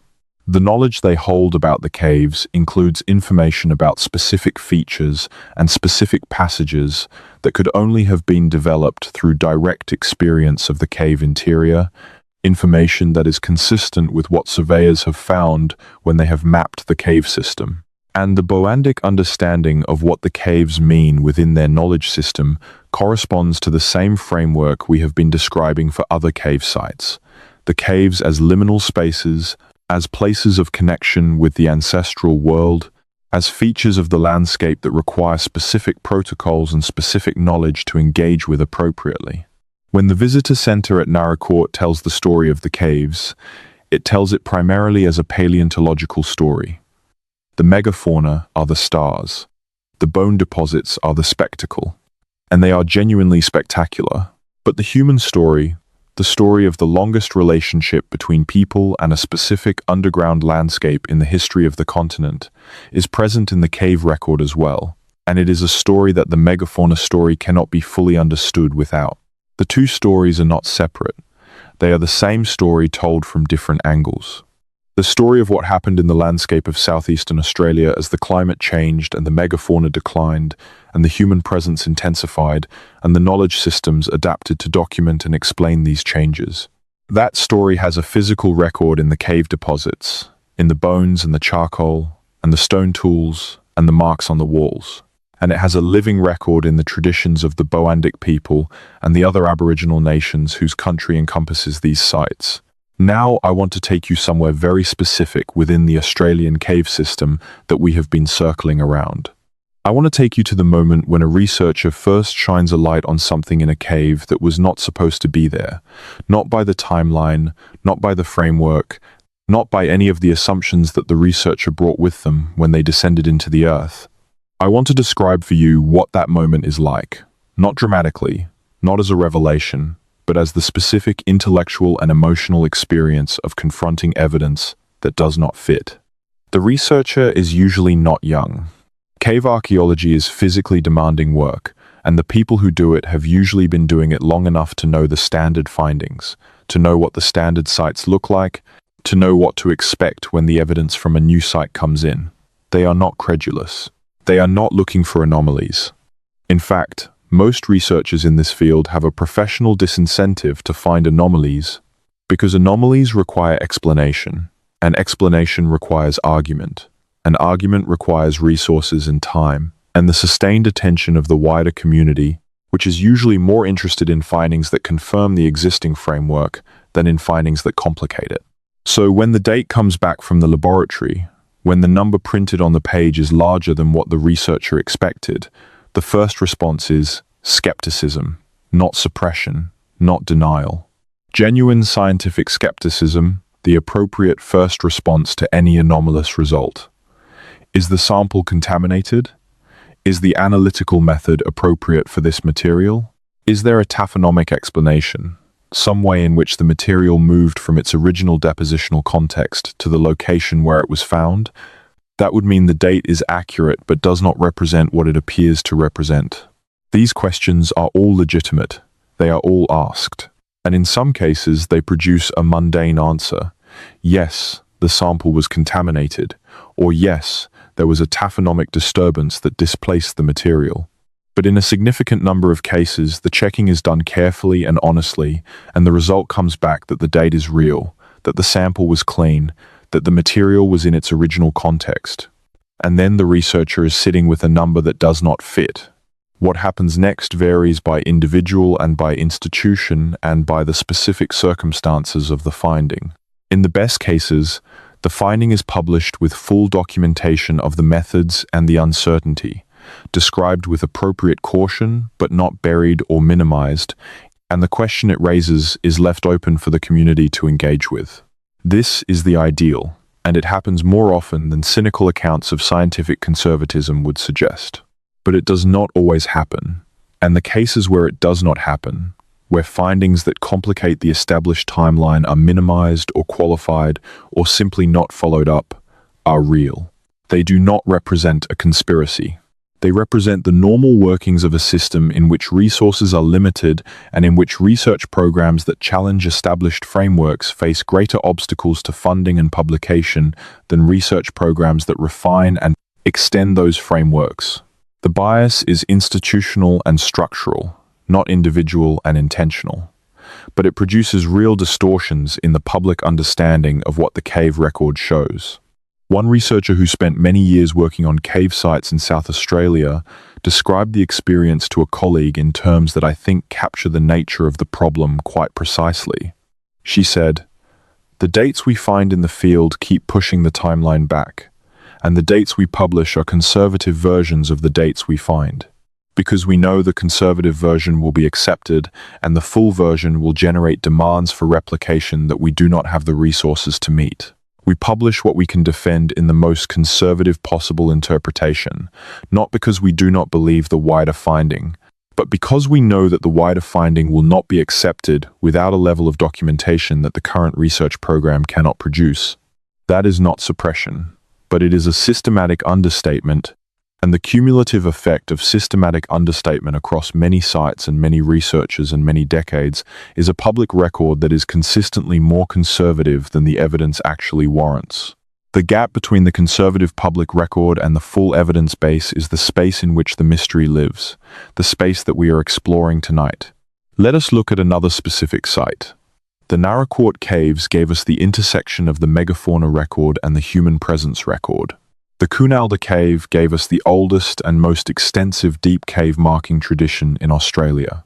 Let us now look at what the archaeological evidence in the cave systems of the southeast coast tells us about the kind of knowledge transmission and the kind of organized social engagement with the underground that was occurring in the period before European contact. The caves of the Buchan region in Victoria are a case study in the complexity that the cave record presents. Buchan is a small town in the mountains of eastern Victoria, and beneath it and around it is an extensive cave system in the Devonian limestone that underlies the region, formed from marine sediments deposited approximately 400 million years ago. The caves at Buchan are now a significant tourist site, with guided tours through two of the show caves, the Royal Cave and the Fairy Cave, that visit some of the most spectacular calcite formations in Victoria. But the tourist experience at Buchan is a carefully managed encounter with a small portion of a much more extensive underground system. The two show caves are the accessible parts. The rest of the Buchan cave system extends through the limestone in ways that have been only partially explored. And the portions that have been explored contain evidence of Aboriginal use that is not part of the standard tourist narrative. The Gunai Kunai people are the traditional owners of the Buchan region, and their oral traditions about the caves describe them as sites of significance within their knowledge system, places with specific protocols and specific histories. When European settlers began exploring the caves in the 19th century, they were operating in a landscape where the caves were already embedded in a functioning Aboriginal relationship with the country, a relationship that the settlers were not in a position to understand and did not try to. What subsequent researchers have found in the non-tourist sections of the Buchan cave system includes evidence of organized Aboriginal use extending back several thousand years in the sections that have been dated, charcoal at multiple levels, stone tool fragments, and in certain chambers, marks on walls and ceilings that are consistent with the pattern we have been describing across the southern Australian cave sites, deliberate, structured, in interior locations, and associated with material evidence suggesting that the activities that produced them were not domestic. The most interesting finding at Buchan, from the perspective of the cave knowledge question we have been pursuing, is not the marks themselves. It is the spatial organization of the evidence. The way in which different types of material, different types of activity traces, are distributed across the cave system in ways that suggest a structured understanding of the cave's geography, an organized engagement with the space as a whole, rather than simply occupation of whatever chambers were nearest the entrance. This spatial organization, the deliberate use of specific parts of the cave for specific purposes, is a marker of sophisticated cave knowledge. It does not happen by accident. It requires familiarity with the cave, knowledge of what is in it and where, and a conceptual framework for understanding why different parts of the cave are appropriate for different activities. And that combination, familiarity and knowledge and conceptual framework, can only be developed through sustained engagement over a significant period of time. When researchers estimate how long it would take to develop the level of organized cave knowledge that the spatial distribution of evidence at Buchan represents, the answers are not small. They are not the 100 or 200 years that a quick initial exploration and settlement of a new landscape might produce. They are the kind of numbers that represent many generations, a timescale that places the development of this knowledge system firmly within the deep history of the landscape, rather than in any recent period. The Gunai Kunai oral traditions about the caves are consistent with a long history of engagement. The caves appear in the traditions as part of the country, in the same way that rivers and mountains and particular trees appear, as features with specific identities and specific stories, features that have been known and named and understood as significant for as long as the tradition extends. The tradition does not remember a time when the caves were discovered. It does not have a founding narrative of first encounter with the underground. The caves are simply part of the country, as they always have been, as they were before memory began. The phrase "before memory began" is one that researchers in Aboriginal oral tradition studies have grappled with, because it raises the question of what the relationship is between the oral tradition's beginning and the actual beginning of human presence in the country. The oral tradition does not remember its own origin. This is not a defect or a limitation. It is a characteristic of traditions that are old enough that their origin is not recoverable within the tradition's own framework. When the caves are described as always having been part of the country, as having been known since the beginning rather than discovered at some datable point within the tradition, the most straightforward interpretation of that description is that the knowledge of the caves is older than the tradition's ability to remember its own beginning, which places it in a category of deep antiquity that the tradition itself acknowledges, even when it cannot specify what that antiquity is. This is one of the most interesting and most underappreciated aspects of the Australian cave story. The traditions that describe these caves as ancient are themselves ancient. They are not recent traditions reaching back to attribute significance to sites that were rediscovered in historical time. They are living continuations of traditions that have been demonstrably in existence for a very long time. Traditions that have maintained accurate information about specific cave features and about the significance of the underground within the broader knowledge system across a time frame that the oral tradition itself does not try to specify, because the time frame is too large for the specification to be meaningful. When traditions are that old, the information they contain about the physical world is not legend, it is record. Imperfect record, certainly, shaped by the requirements of transmission across many generations and many people. But record nonetheless, record of what the caves were and what they meant, and who was responsible for maintaining that meaning, preserved across a span of time that has no equivalent in any written tradition anywhere in the world. Australia is the only place on Earth where a living oral tradition connects continuously from the present day back into the deep prehistory of the landscape it describes, back past the last glacial maximum, back past the Pleistocene megafauna extinction, back into a time when the continent looked different at its edges because the sea level was different and the coastline was different and the interior was different. The tradition has adapted to all of those changes. It has updated its account of the landscape as the landscape changed. But the deep structure, the framework of knowledge about what the country contains and what it means and how to relate to it, has been maintained continuously across that entire span. The caves are part of that deep structure. They have been known and named and understood as significant for as long as the deep structure has existed, and the deep structure has existed for a very long time. This is the context in which we need to read the physical evidence from the cave sites, not as isolated archaeological findings requiring explanation within a framework that was developed without reference to the living knowledge tradition, but as physical records that complement and are complemented by a living knowledge tradition, each illuminating the other, each making the other's meaning more complete. Let us now turn to the question of what kinds of knowledge are embedded in the cave traditions, because this is where the specific content of what was happening underground starts to come into focus.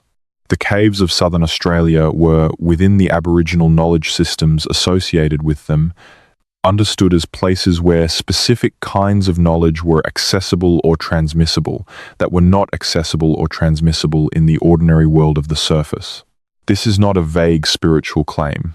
It corresponds to specific practices that have been documented by researchers who have spent time learning from Aboriginal knowledge holders, practices associated with the initiation of young people into adult knowledge, with the maintenance of specific ceremonial traditions, with the resolution of questions about the land and the law that required the authority of a setting understood as particularly powerful. The initiation context is the most extensively documented and the most significant for our purposes. In many Aboriginal traditions across the continent, the major transitions in a person's knowledge and social status involve periods of separation from ordinary life, periods of instruction in knowledge that is not appropriate for the uninitiated, and periods of experience in settings understood as particularly powerful within the knowledge system. Caves appear in this context in traditions from many different nations and many different parts of the continent. Not all initiations involved caves, and not all caves were used for initiation purposes. But the intersection between cave sites and initiation is documented widely enough to establish that it was a significant and consistent element of the tradition across a broad geographic range. What specifically happened in the caves during these initiation periods is knowledge that belongs to the traditions of the specific nations whose knowledge it is, and it is not knowledge that is appropriate for general publication in a sleep documentary. But the general structure of what occurred is something that researchers have documented with the permission of appropriate knowledge holders, and it tells us something important about the function of caves within these knowledge systems. The caves were used as teaching environments. The specific character of the cave, its darkness, its isolation from the surface world, its acoustic properties, its visual character under torchlight, its physical demands, these features were not incidental to what occurred there. They were integral to it. The cave environment was used because it is a particular kind of environment that produces particular kinds of experiences that are not available in ordinary daylight on the surface of the earth. Going into a deep cave in total darkness, or by the limited and flickering light of a torch, with rock pressing close on all sides and the sounds of the surface world completely absent, replaced by the sounds of the cave itself, which are subtle and strange and different from anything you hear above ground, is a genuinely altered state of experience. Your visual system is working harder than usual because it has less to work with. Your other senses are heightened by the suppression of the ordinary visual field. The acoustic environment is different from anything your nervous system has been calibrated to by ordinary surface life. The temperature is constant and cool, regardless of what is happening above ground. The sense of time becomes unreliable. The sense of orientation becomes unreliable. None of this is mystical. It is neurological. The cave environment produces measurable changes in the way the human nervous system processes experience, and those changes are consistently in the direction of heightened attention to internal states and heightened receptivity to whatever information and experience is being presented. This is why the cave was an effective teaching environment, not because of any supernatural property of the cave itself, but because of the specific way in which the cave environment affects the human mind and body. The marks on the walls, the sounds, the movement through specific passages in specific sequences, the instruction delivered in the cave environment, all of these were more effective as teaching tools in that environment than they would have been on the surface, because the environment enhanced receptivity in measurable ways. The cave was, in this sense, the original immersive learning environment, and the people who designed and maintained the cave-based knowledge transmission systems understood, on the basis of generations of observation and refinement, how to use the cave environment to make knowledge more deeply and more permanently absorbed. This is what we are looking at when we look at the marks on the cave walls. Not simple decoration, not random self-expression. The marks are part of a structured, educational and ceremonial technology, developed and refined over an enormous span of time, embedded in knowledge systems that understood the cave environment's particular properties, and that organized the transmission of specific kinds of knowledge to take advantage of those properties. And that technology, that system for using the cave environment as an educational and ceremonial space, was sophisticated enough and durable enough to persist across the entire span of human occupation of Australia, from the earliest periods documented in the physical record through to the period of European contact, when the interruption of traditional life began to disrupt the transmission of cave knowledge as it disrupted every other aspect of Aboriginal cultural life. The damage done to these knowledge systems by colonization is not our topic tonight, but it is part of the context. Some of the knowledge associated with specific cave sites has been lost. Not all of it has been lost, and the survival of significant portions of it across the disruption of colonization is testament to the strength and the deliberateness of the traditions that maintained it. But the research community is working with a picture that is less complete than it would be if the disruption had not occurred, and that incompleteness is part of what creates the impression of mystery. The mystery of the caves beneath Australia is partly a mystery of genuine unknowns, physical evidence that has not yet been fully analyzed or fully dated or fully integrated into a coherent interpretation. But it is also partly a mystery of lost and restricted knowledge.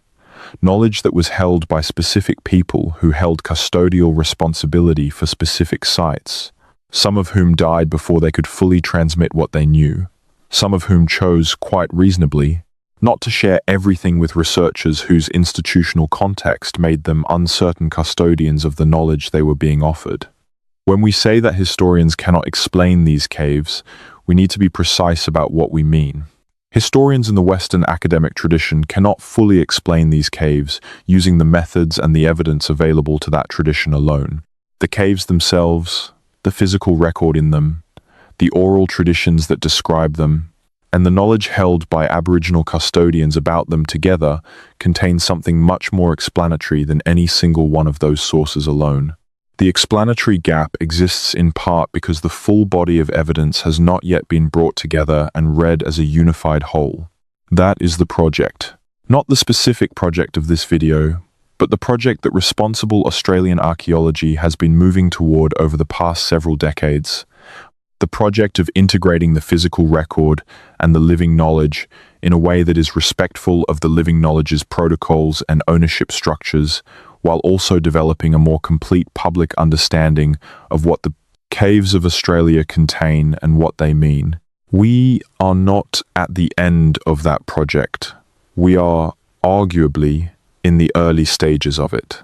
And the best that can be offered tonight is a description of the current state of the evidence and an honest account of what it shows and what it does not yet show, and why the gap between those two things is so significant. Let us look now at the specific artifacts and findings from Australian cave sites that have generated the most sustained academic discussion, the ones that have been cited most often in the arguments about the timeline, and the ones whose interpretation is most contested. The artifact that has generated the most sustained debate in Australian cave archaeology is not a spectacular object. It is not a carved figurine or a complex painted composition or a piece of jewellery. It is a set of stone flakes from a cave site in the Flinders Ranges in South Australia, flakes that were found in a stratigraphic level that their excavators dated to a period considerably earlier than the accepted timeline for human presence in the interior of the continent, a period that, if the date is correct, means people were in the caves of the South Australian interior at a time when the standard model of Australian prehistory says they should not yet have reached the region.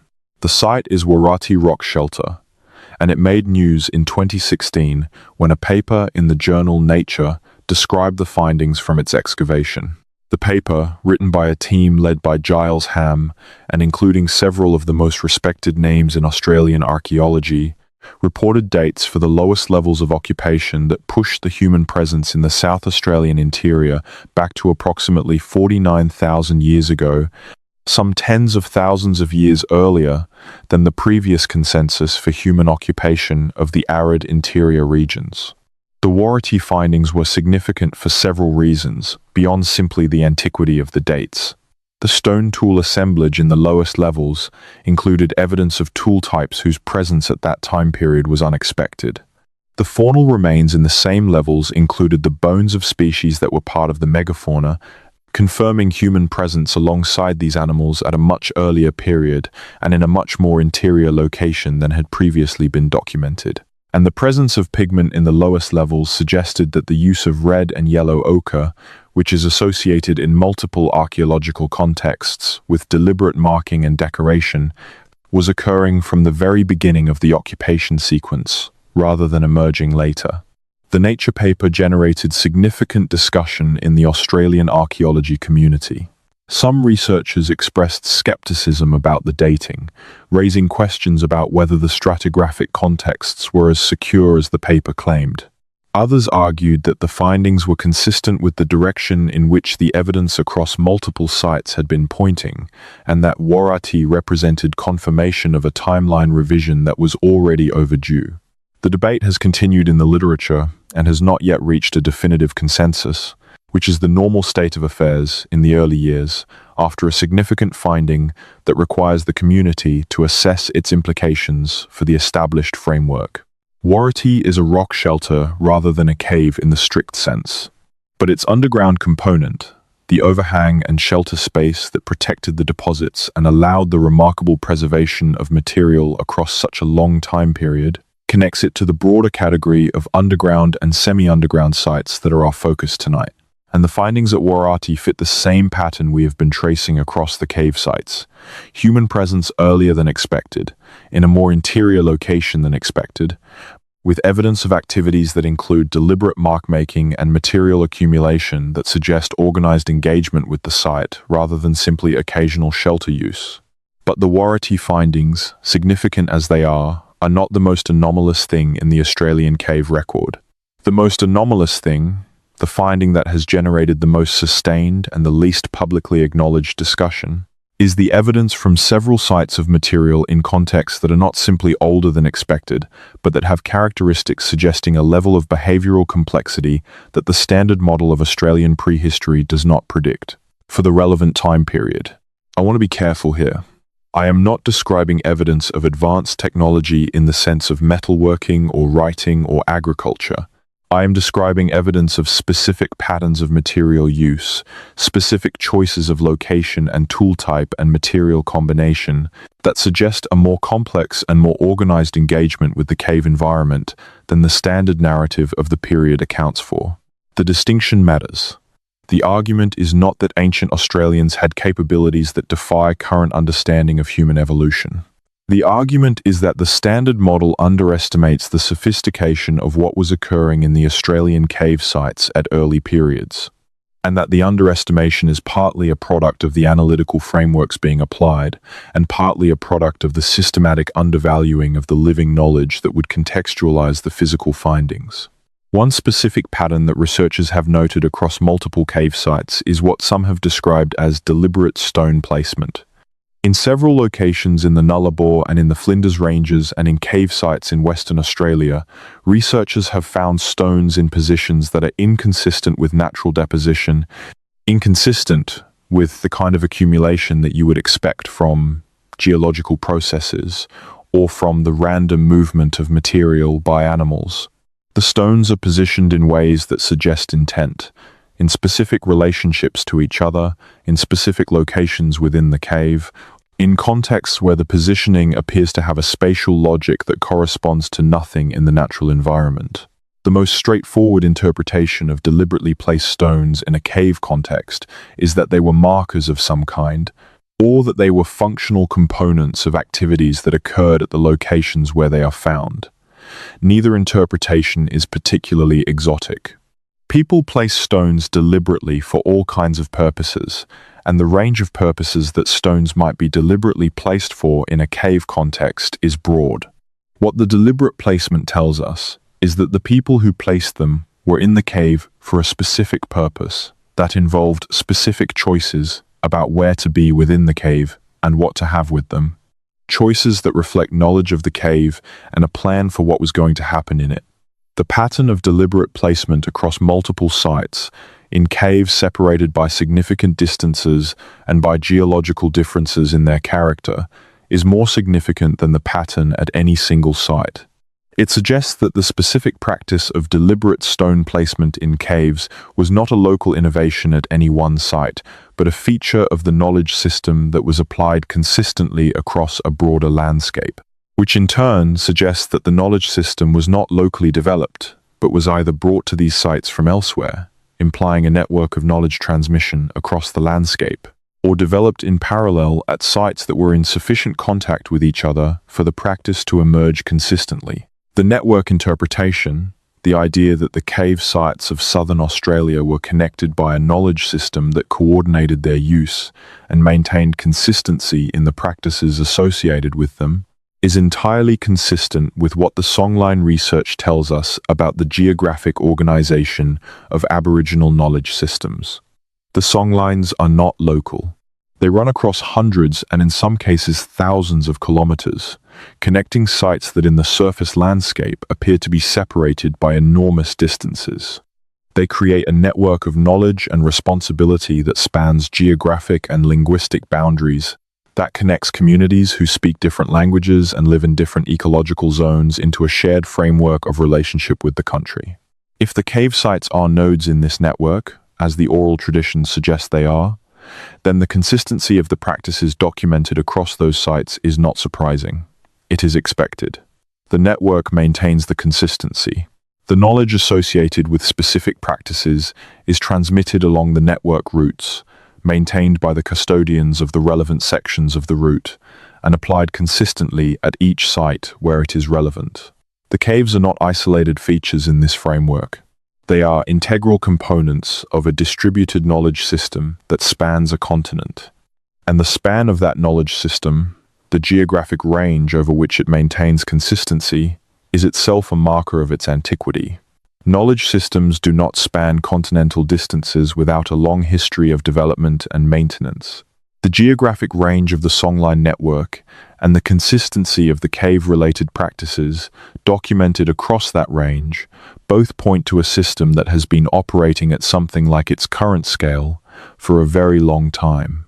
Let us now move from the Australian evidence to place it in global context. Because one of the things that the comparison with cave sites in other parts of the world reveals is both the uniqueness of the Australian situation and the broader human pattern that the Australian evidence is an extreme expression of. The relationship between humans and caves is not a local or a regional phenomenon. It is species-wide. On every continent where humans have lived for a significant period, and in every climate zone that contains cave systems, we find evidence of deliberate human engagement with the underground that goes beyond simple shelter use. The cave art of Europe, concentrated particularly in the Franco-Cantabrian region of Spain and France, is the most famous expression of this global phenomenon, but it is far from the only one. Cave art has been documented in Southeast Asia, where cave paintings in Indonesian Sulawesi have been dated to over 45,000 years ago, making them among the oldest representational art discovered anywhere on Earth. Cave art has been documented in India, in South Africa, in the Americas, in China. The global distribution of deliberate cave use for purposes beyond shelter is so wide that it is a reasonable conclusion that the tendency to engage with cave environments in a purposeful and organized way is a universal feature of human behavior in environments where caves are available. What this means for the Australian situation is that the caves of Australia are an expression of a universal human tendency, not an anomaly. The anomaly is not that humans used Australian caves in organized, purposeful ways for a very long time. The anomaly would be if they had not. The specific form that the Australian cave engagement took, the specific knowledge systems and practices associated with it, the specific timing and the specific sites, these are all particular to Australia. But the basic phenomenon is global. The comparison with European cave sites is particularly instructive, partly because the European sites have been more extensively studied and because the literature on them is more developed. The Lascaux cave paintings in France, made approximately 17,000 years ago, are the most famous European example, but they are not the oldest. The Chauvet cave paintings, made approximately 36,000 years ago and discovered in 1994, pushed the known history of sophisticated representational art back by almost 20,000 years. The Sulawesi cave paintings, dated to over 45,000 years ago, pushed it back again. In each case, the discovery produced the same academic response: surprise, skepticism, extensive testing, eventual acceptance, and then quiet revision of the assumed timeline. The pattern has been so consistent across so many sites and so many decades that it should by now be recognized as the pattern rather than treated as a series of surprises. The known history of sophisticated human cave engagement keeps extending backward as the research improves. The end point of that extension has not been found. Every time we think we have established the beginning proves to be earlier. Australia is at the extreme end of this global pattern, not because Australians were uniquely sophisticated, but because Australia is where the oldest continuous human culture on Earth has maintained its knowledge systems across the longest unbroken span of time. The cave sites of Australia are not simply archaeological sites. They are the physical component of the oldest ongoing tradition of organized, purposeful engagement with the underground that exists on the planet. When that tradition is examined with the seriousness it deserves, with attention to both the physical record and the living knowledge and the relationship between them. What emerges is a picture of the caves beneath Australia that is genuinely extraordinary. Not extraordinary in the tabloid sense of impossible structures or alien technology or ancient civilizations that defy current understanding of human development. Extraordinary in the genuine sense, in the sense of an achievement of sustained attention and organized knowledge that exceeds anything else comparable in the human record. The knowledge that has been maintained about these cave systems across an unbroken transmission spanning tens of thousands of years, updated and refined as the landscape changed and as the understanding deepened, represents something that we genuinely do not have an equivalent for in any other knowledge tradition anywhere on Earth. The written traditions of the ancient world, the oldest of which extend back only 5,000 or 6,000 years, are fragments compared to it. The oral traditions of other ancient cultures, remarkable and significant as they are, do not have the same continuous, unbroken span. The caves are where that knowledge is most physically present, where it can be touched and seen and dated, where the physical record confirms the living tradition, and the living tradition contextualizes the physical record. And the fact that this is not the story told about these sites in the standard public account of Australian prehistory is not a conspiracy.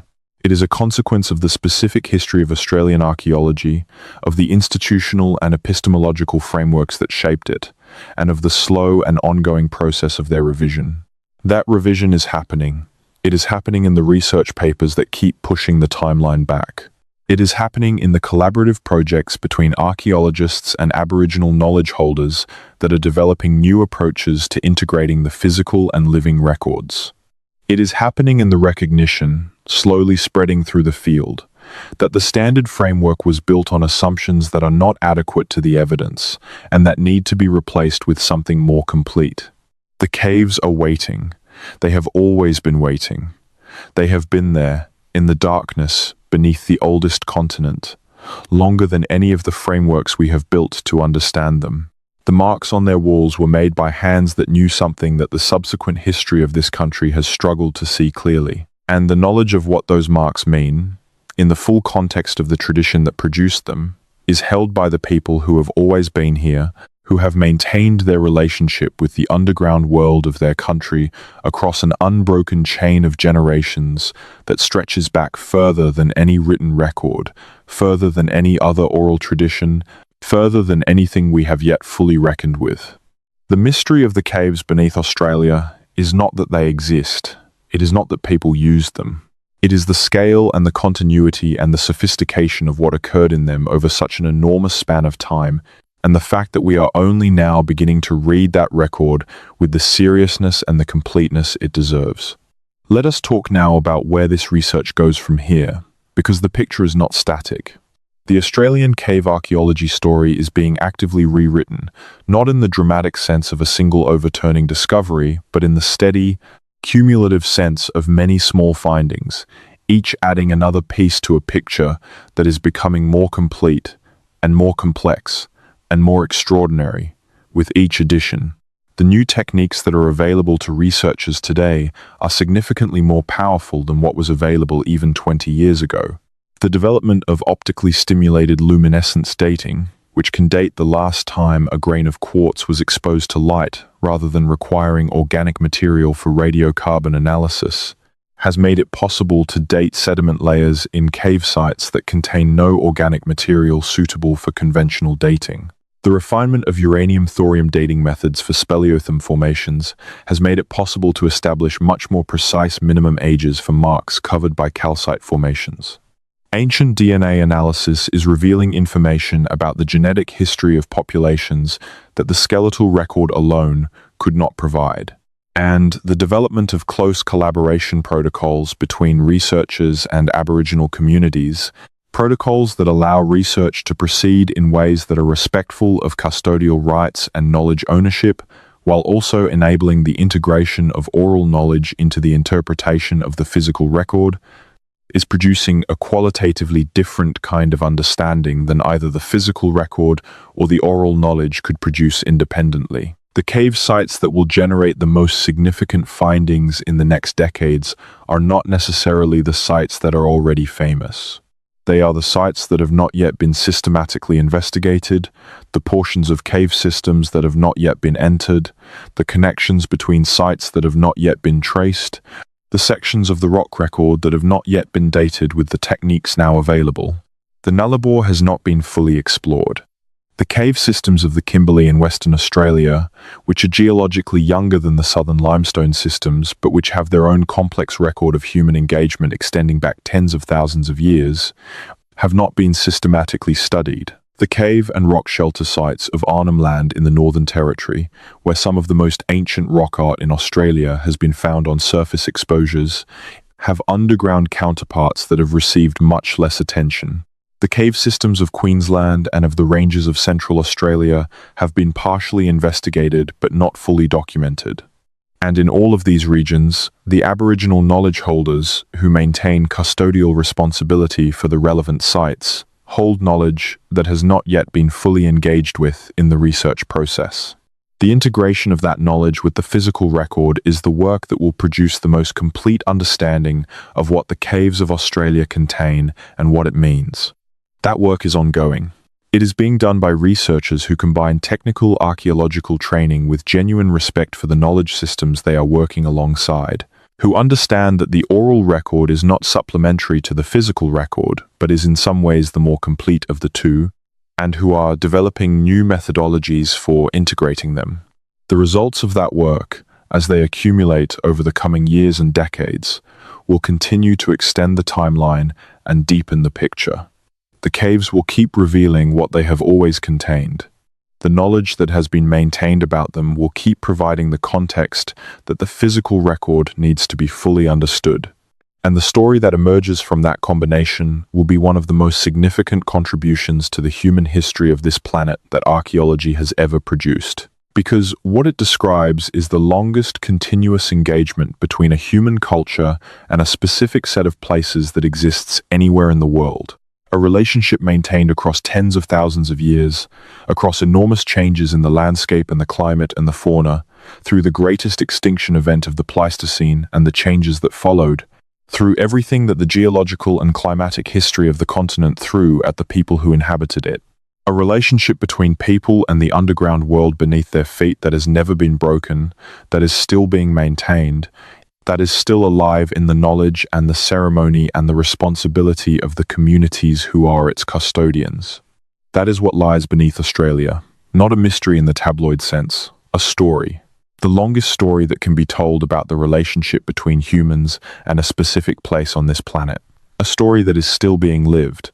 A story that the caves themselves preserve, in the marks on their walls and the bones in their floors and the dark passages that connect them to each other and to the surface world, where the people who know them have always been. The caves are patient. They have been patient for a very long time.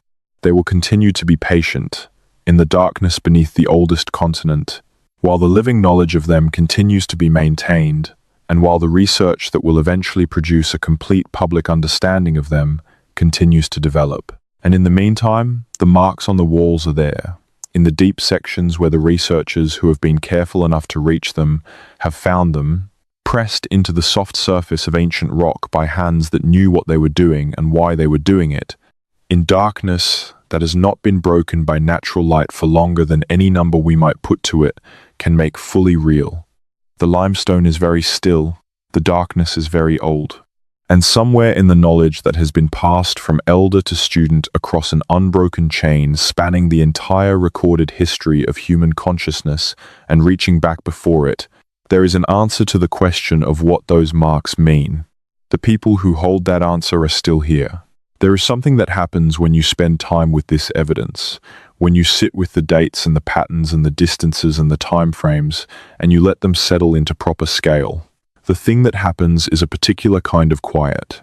Not the quiet of emptiness, the quiet of depth, the feeling of standing at the edge of something that goes down further than your imagination can comfortably follow.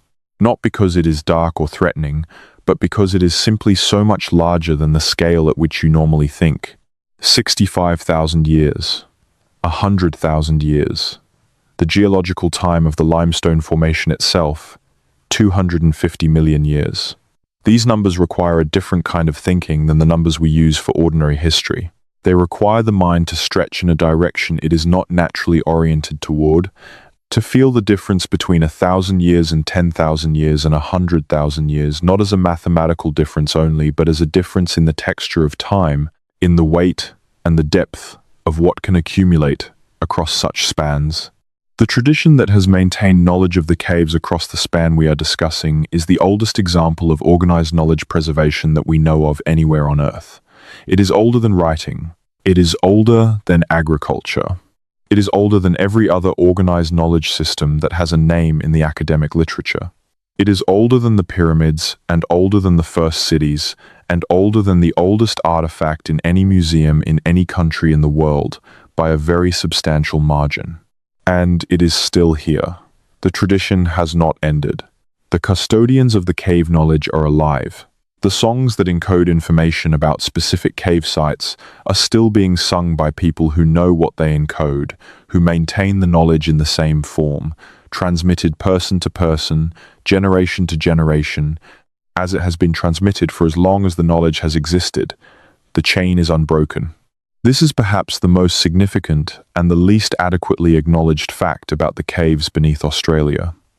Not the age of the marks, not the complexity of the knowledge system that produced them, but the fact that the living thread of the tradition that produced them has never been cut.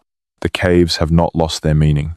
The meaning is not recoverable from the physical record only, because the meaning lives in the tradition, and the tradition is alive. When you descend into Cunalda and you see those marks on the wall, you are not looking at a message from a dead civilization.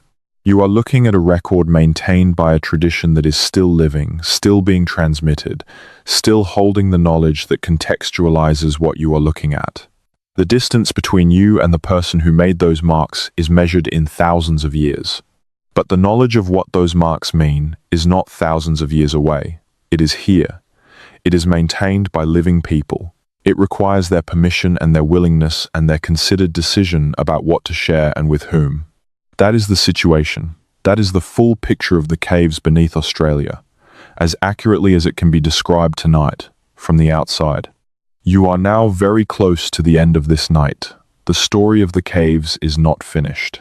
It will not be finished for as long as the caves are there, and the knowledge of them is maintained, which is to say, for as long as the continent exists and the tradition continues.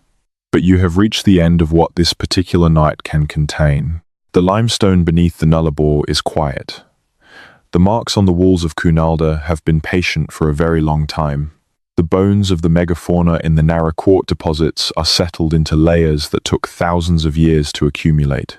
The underground lakes in the darkest chambers of the Cocklebiddy system reflect nothing, in the absolute darkness that no human eye has seen for a very long time, because the water is perfectly still and there is no light to reflect. The elders whose knowledge of these caves extends down through the generations of their families, who carry in their understanding the accumulated observations and the organized wisdom of tens of thousands of years of sustained engagement with this underground world, are here.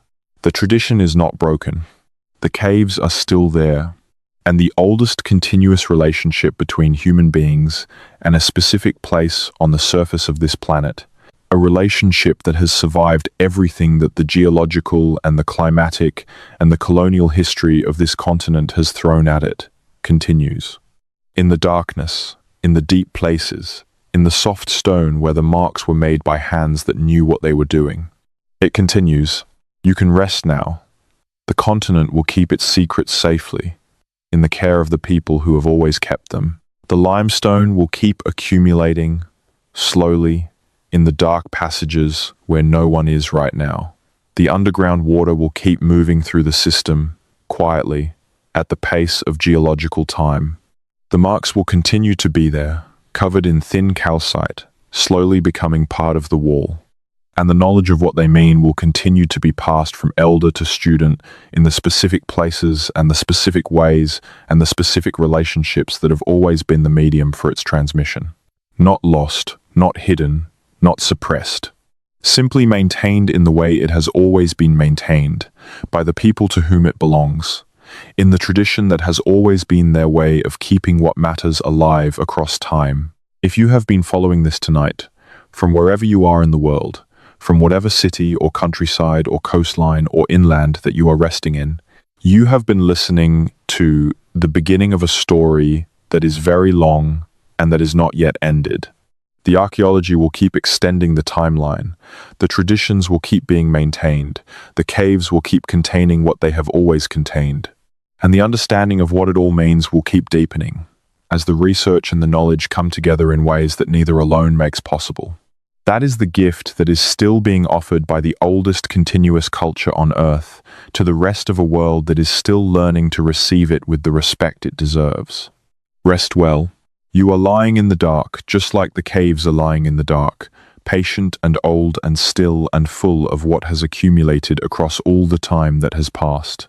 The oldest continent is very quiet tonight, beneath its stars. The same stars that have watched over every generation of the longest tradition of knowledge-keeping that our species has ever maintained. The marks are on the walls. The knowledge is alive. The caves are very still. If you have found something in this that you want to return to, the like can be left gently, a small signal to the algorithm that this kind of story is worth continuing. If you want to be here for the next one, the subscribe is there. And when you feel like it, leave a comment with where you are right now. What country, what city, what time it is. Someone in Broome with the red dust outside the window. Someone in Melbourne where the autumn is settling in. Someone in Sydney where the harbour is out there in the dark. Someone in London or Berlin or Sao Paulo or Seoul listening to a story about a continent they may never have stood on, but that is part of the human story that belongs to all of us. The caves are still there. The knowledge is still here. Good night.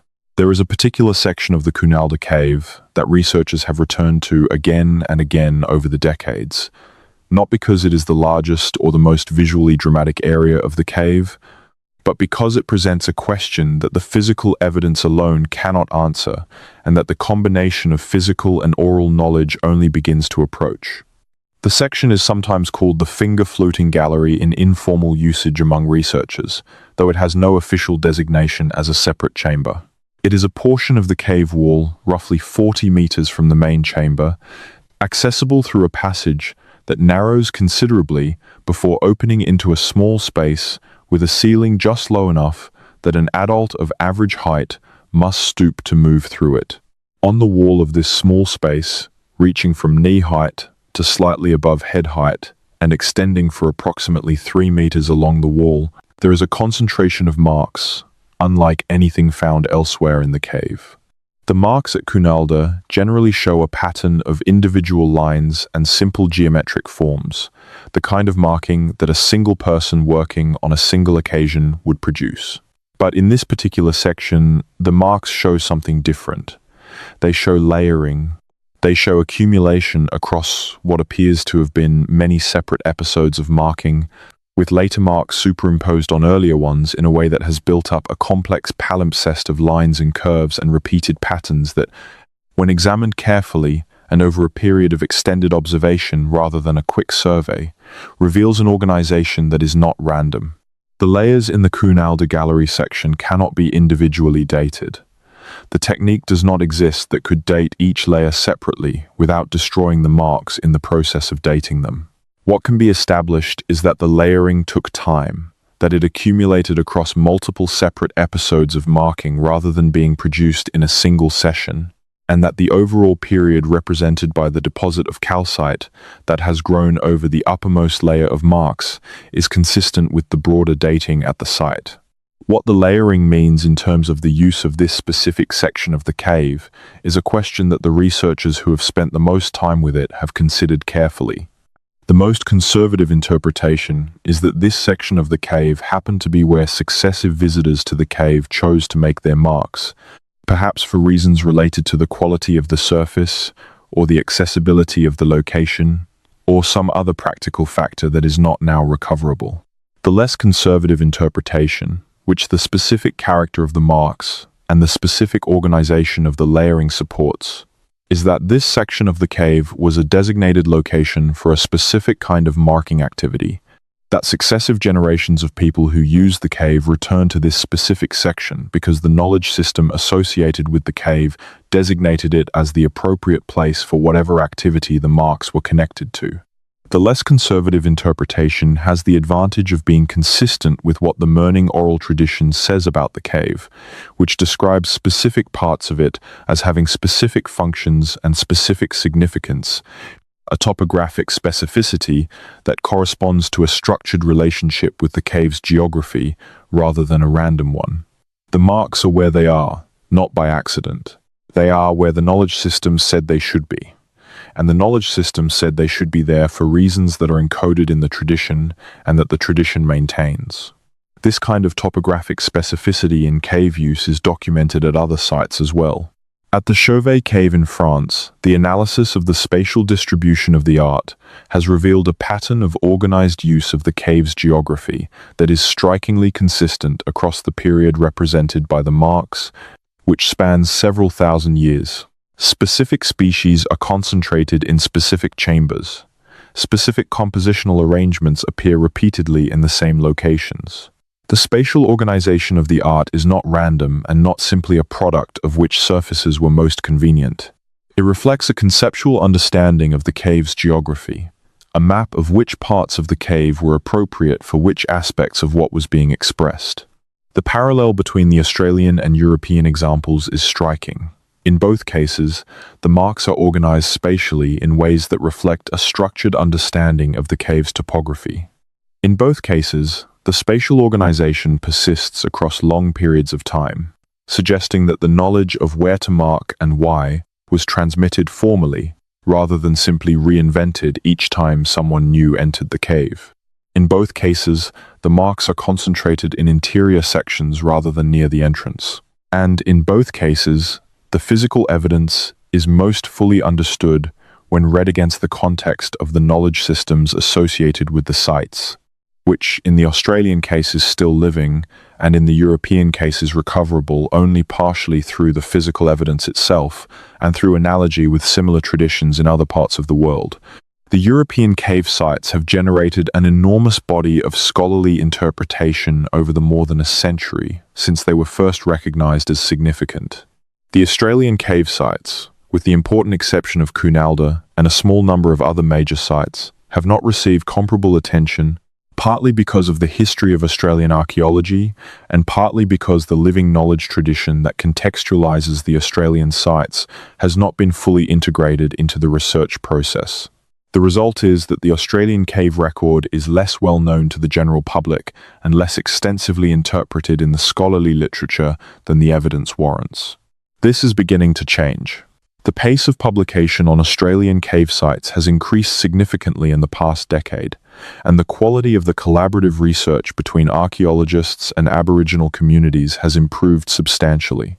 But the full integration of the living knowledge with the physical record, the kind of integration that would produce a complete and publicly accessible account of what the Australian cave record shows, is still work in progress.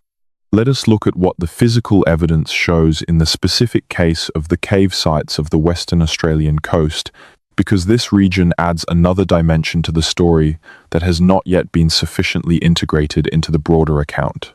The coast of Western Australia, from the Kimberley in the north, down through the Pilbara and the Midwest, and into the southwest, contains cave and rock shelter sites that represent some of the oldest evidence of human presence anywhere in Australia. The Kimberley region in particular is home to a rock art tradition that is both extraordinarily ancient and extraordinarily complex.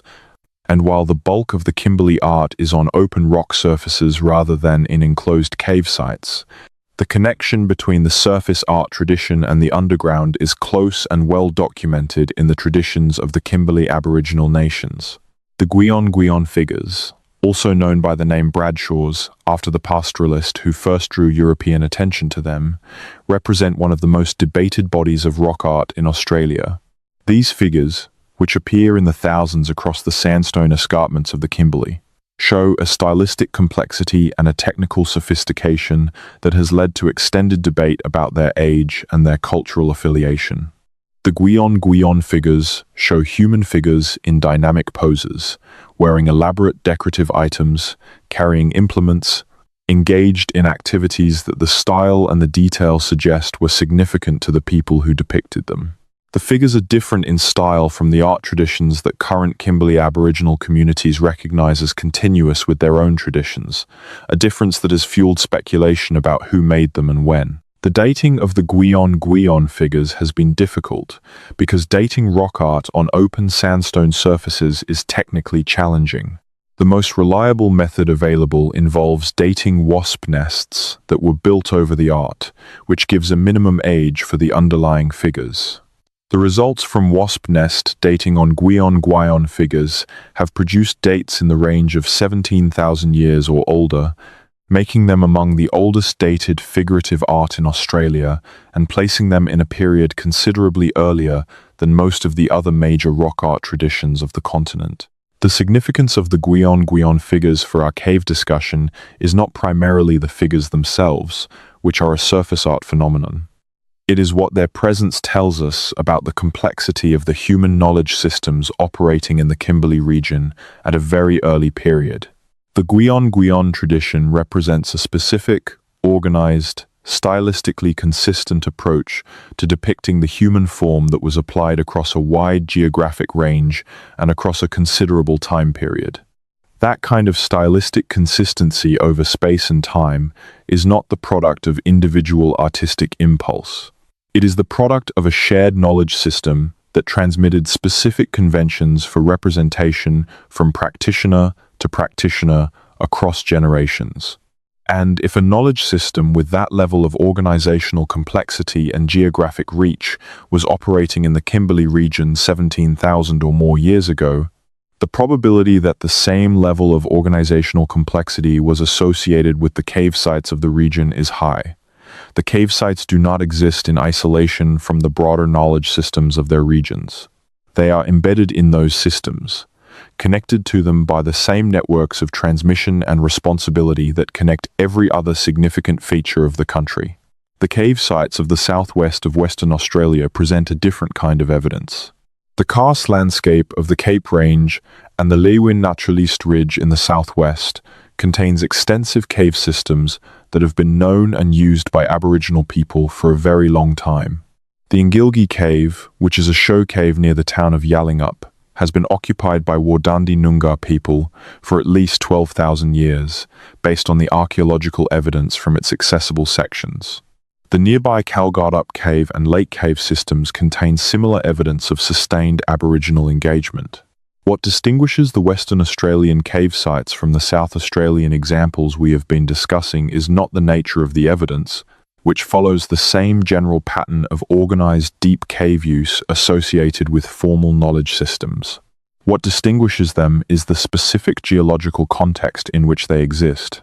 The caves of the Leeuwin Naturaliste Ridge are formed in ancient limestone of a different age and character from the Nullarbor limestone, and the specific features of the cave environment that they present to the people who use them are correspondingly different. The archaeological evidence from the Leeuwin Naturaliste cave sites includes some of the earliest evidence of organized fishing activity in Australia, with fish bones in stratigraphic contexts that place systematic fish exploitation in this region several thousand years earlier than in most other coastal regions. The caves in this region sit close to the coast, and the relationship between cave use and coastal resource exploitation appears to have been close from a very early period.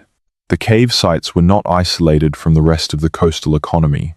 They were embedded in it, used by people who moved between the coast and the inland in patterns that the archaeological record is beginning to document.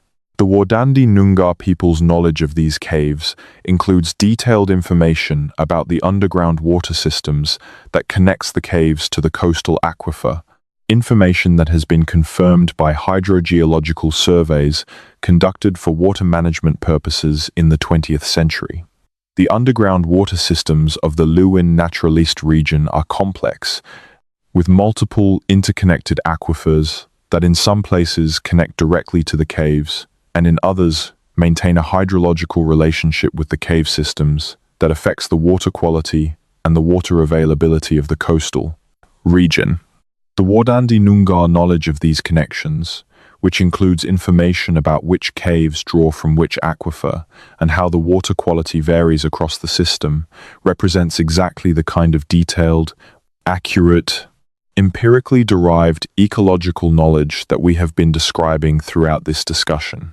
This ecological knowledge component of the cave traditions is perhaps the least publicly acknowledged aspect of the Australian cave story. When people think about caves and Aboriginal knowledge, they tend to think first of the spiritual and ceremonial dimensions, which are real and significant.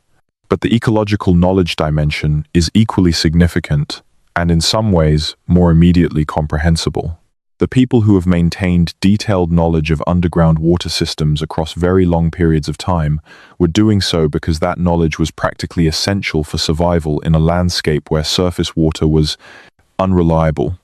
The spiritual and ceremonial dimensions of the cave knowledge are not separate from this practical dimension. They are integrated with it, expressed through the same framework of organized knowledge that encompasses both the spiritual significance of specific cave features and the practical information about what resources those caves provide. The integration of spiritual significance and practical knowledge in the Aboriginal cave traditions is one of the features that makes the knowledge system so durable across very long periods of time. Information that is embedded in a framework of spiritual significance and maintained through ceremonial practice is much more resistant to loss through cultural disruption than information that is maintained only as practical knowledge. When the people who maintained specific practical knowledge of specific caves died or were displaced, the information that was embedded in ceremony and story survived in ways that purely practical information would not have. The spiritual framework acted as a preservation mechanism for the practical content, and the practical content gave the spiritual framework a grounding in the physical world that kept it accurate. This is a feature that researchers in the field of cognitive science and in the study of oral tradition have noted as characteristic of successful long-term knowledge preservation systems across cultures. The most durable oral knowledge systems are those that combine practical content with narrative and ceremonial embedding, that attach important information to memorable forms, that carry it across generations in ways that resist degradation. The Aboriginal cave knowledge traditions represent a particularly sophisticated and particularly long-enduring example of this general principle. But let us return to the physical evidence, because the full picture requires both the living knowledge and the physical record, and we have been spending time with the living knowledge dimension. The physical record from Australian cave sites includes several specific categories of evidence that deserve more careful attention than they have generally received in the public account of Australian prehistory. The first category is what researchers sometimes call structured deposition. This is the technical term for the deliberate placement of specific materials in specific locations, as opposed to the accumulation of material through ordinary domestic activity.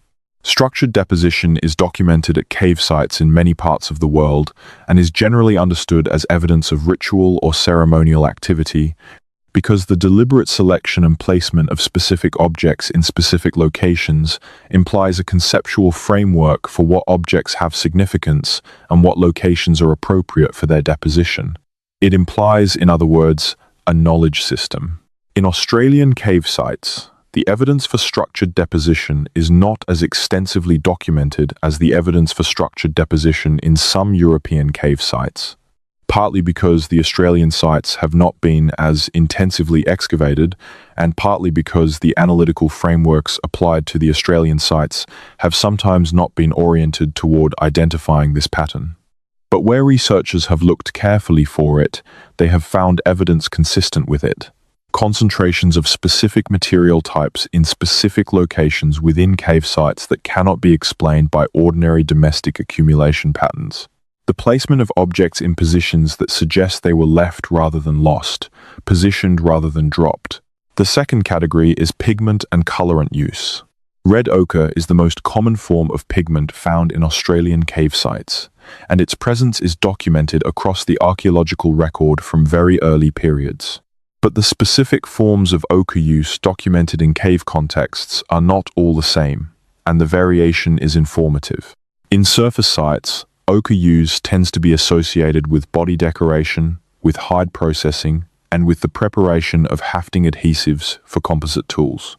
In cave sites, the ochre use patterns are, in some cases, different, with concentrations in specific locations and in association with specific features of the cave environment that are more consistent with deliberate marking or ritual application than with domestic use. The pigment record in Australian cave sites has not been as systematically analysed as the pigment record in European cave sites, but where analysis has been done, the results are consistent with what the broader pattern suggests. The ochre use in deep cave sections is organized differently from the ochre use in entrance areas and in surface sites, in ways that reflect the different purposes for which the deep cave was used. The third category is the evidence for organized fire use in deep cave sections. We have touched on this already, but it warrants more detailed attention. The fire evidence in Australian deep cave sections is not simply evidence of people bringing light into the cave to navigate and to work. The specific characteristics of the fire residues, the size of the hearths, their positions within the cave, the specific types of fuel represented in the charcoal, all of these factors vary across cave sites and across time in ways that suggest variation in the purposes for which fire was used in the cave, rather than simply variation in which caves happen to be used. In several cave sites, the fire evidence in deep sections is associated with specific stone arrangements that are not consistent with ordinary domestic hearth construction, but that are consistent with the kind of controlled heat production that would be appropriate for specific activities that require sustained heat at a particular level rather than maximum heat for cooking or for warmth. The specific activities that this kind of controlled heat production would be used for in a cave context are not determinable from the fire evidence alone. But the consistency of the pattern across multiple independent sites suggests that whatever those activities were, they were organized and intentional rather than ad hoc. The fourth category is the evidence for organized spatial behavior within cave systems. The pattern of human activity within large cave systems is not random. People make choices about where to go, where to work, where to leave traces. In the Australian cave sites, where the spatial distribution of evidence has been analysed rather than simply catalogued, the patterns that emerge are organised in ways that reflect a conceptual understanding of the cave's topography. Specific activities concentrated in specific locations. Specific types of material concentrated in specific chambers. The spatial organization of evidence consistent with a planned and structured use of the cave system rather than unorganized presence. This spatial organization is one of the strongest markers of formal knowledge associated with the cave use. You cannot spatially organize your activity within a large, complex, dark cave system without knowing the cave well enough to navigate it confidently and without having a conceptual framework for which parts of it are appropriate for which purposes. The spatial organization of the evidence is direct physical testimony to the existence of formal cave knowledge in the people who produced it. When all of these categories of evidence are considered together, the picture that emerges is consistent across multiple sites and across a very long period of time. The caves of Australia were used in organized, purposeful, structured ways by people who possessed formal knowledge of the cave's geography and resources, who maintained that knowledge across generations through organized transmission, and who embedded the cave use within a broader framework of knowledge and ceremony that gave it meaning and maintained its consistency across time. This picture is consistent with what the Aboriginal oral traditions about the caves describe. It is consistent with what the geological and taphonomic evidence from the cave sites shows. And it is consistent with what the comparative evidence from cave sites in other parts of the world suggests about the universal human tendency toward organized, purposeful cave engagement. What the picture is not consistent with is the standard public account of Australian prehistory, which describes the Aboriginal occupation of Australia in terms that significantly understate the organizational complexity and the temporal depth of the knowledge systems associated with the land. The standard account is not wrong in its broad outlines. Aboriginal Australians did arrive on the continent approximately 65,000 years ago. They did develop sophisticated knowledge systems. They did maintain those systems across enormous periods of time. But the standard account does not fully convey the scale of the organizational complexity, the depth of the temporal continuity, or the specific nature of the cave-related knowledge that is among the most significant and the least publicly known aspects of Australian Aboriginal culture. The caves are where that gap between the standard account and the full picture is most clearly visible, because the caves are where the physical evidence of that organizational complexity and temporal depth is most precisely documented and most directly measurable. The marks on the walls of Cunalda are not metaphors. The dates on the calcite formations that cover them are not estimates. The spatial organization of the evidence in the cave system is not an interpretation. These are physical facts, and they tell a story that is more complex and more significant than the version of it that has made it into the mainstream public understanding of Australian prehistory. That is the cave story. Not a story of aliens or suppressed history or impossible structures. A story of the oldest continuous knowledge tradition on Earth, embedded in the physical record of the caves that it maintained and encoded, still alive in the knowledge and the ceremony and the responsibility of the people who are its custodians, and only now beginning to receive the kind of serious, integrated, respectful attention that it has always deserved.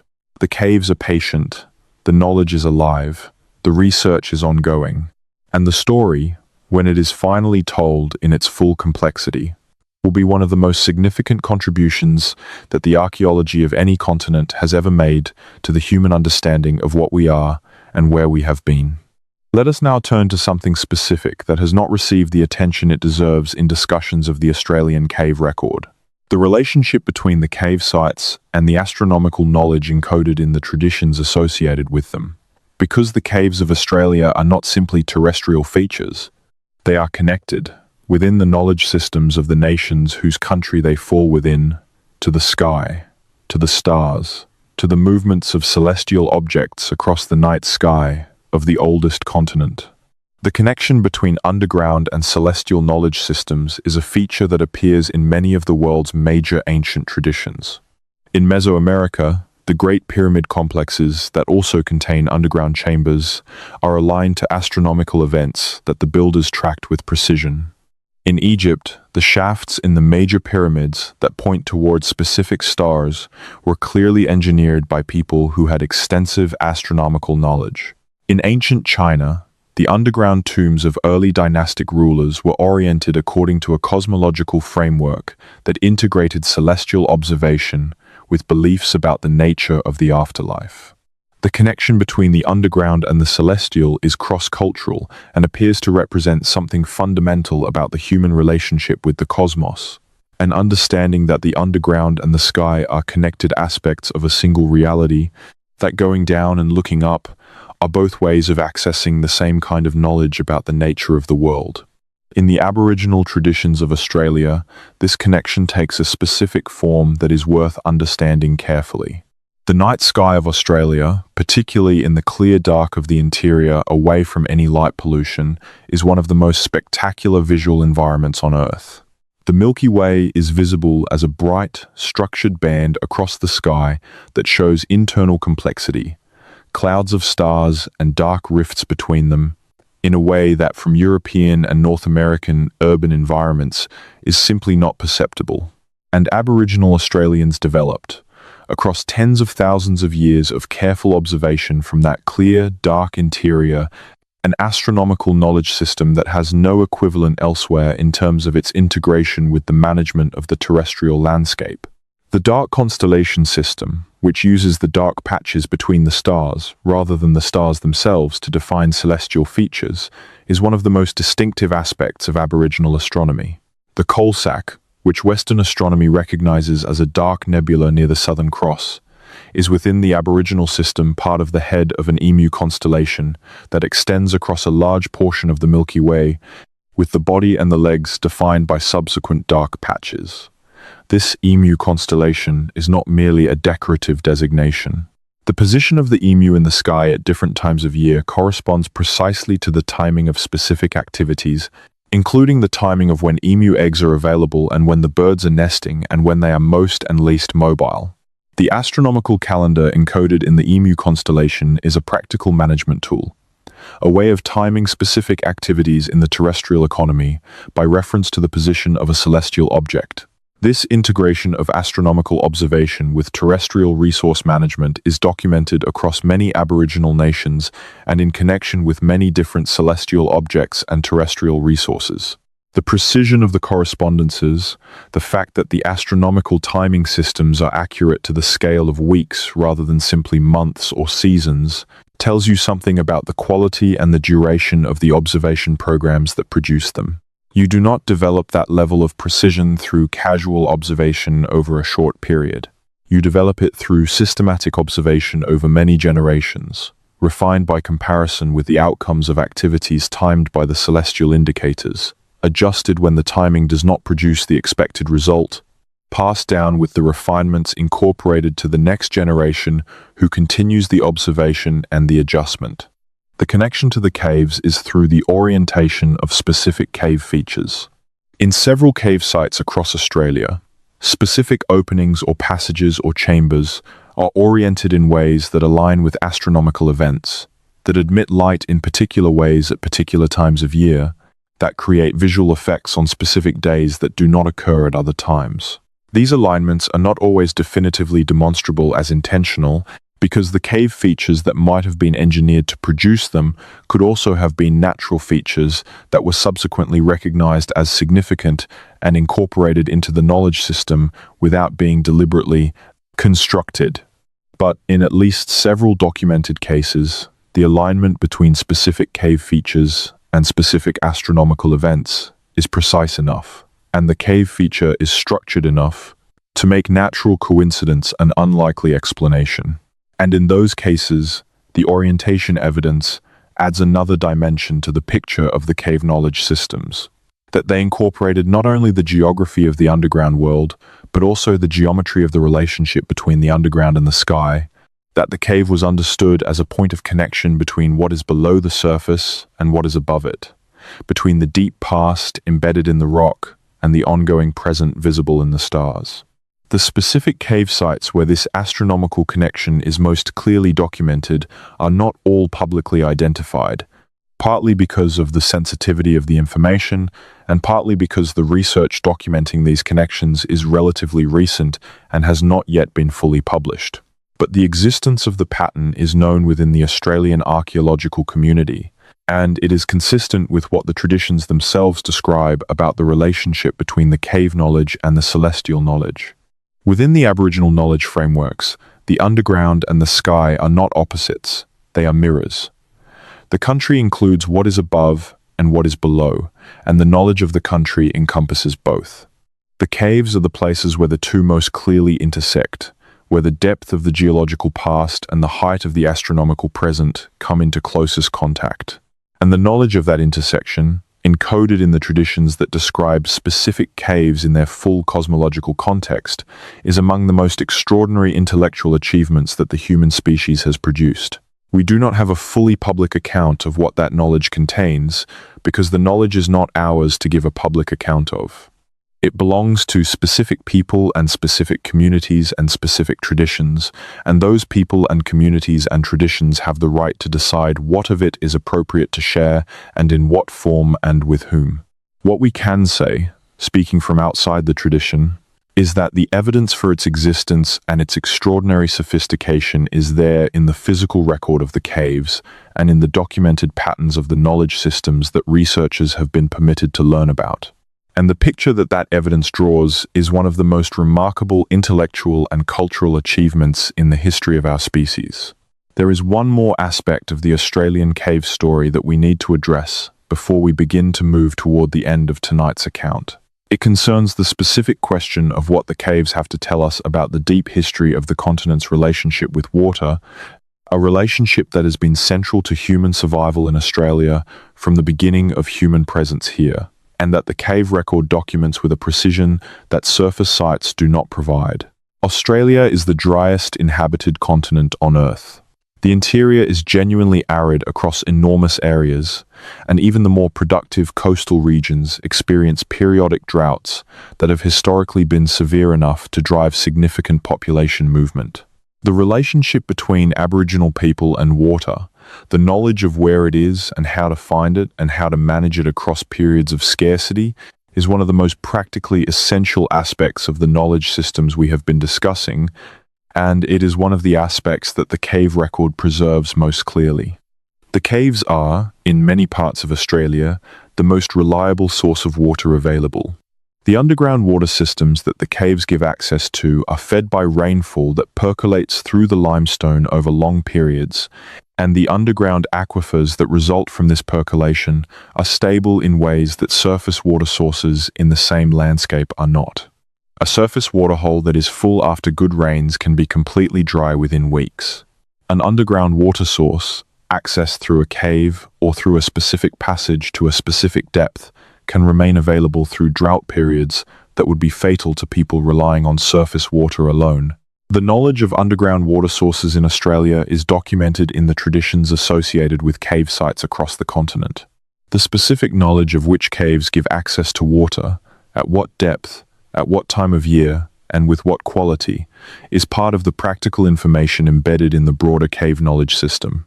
And the accuracy of this information, confirmed repeatedly when hydrological surveys have documented what the traditions already described, is evidence of the sustained and careful empirical engagement with the underground world that we have been discussing throughout this account. But the water knowledge is more than just practical information about where to find water.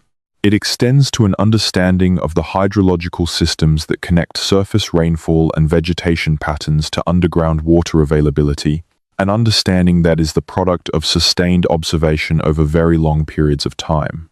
The Aboriginal people who managed this landscape across tens of thousands of years developed, through that sustained observation, a detailed understanding of how the water moves through the landscape, how the underground connects to the surface, how the health of the vegetation affects the percolation of rainfall into the underground systems, and how the underground water availability in turn affects the capacity of the surface landscape to support life.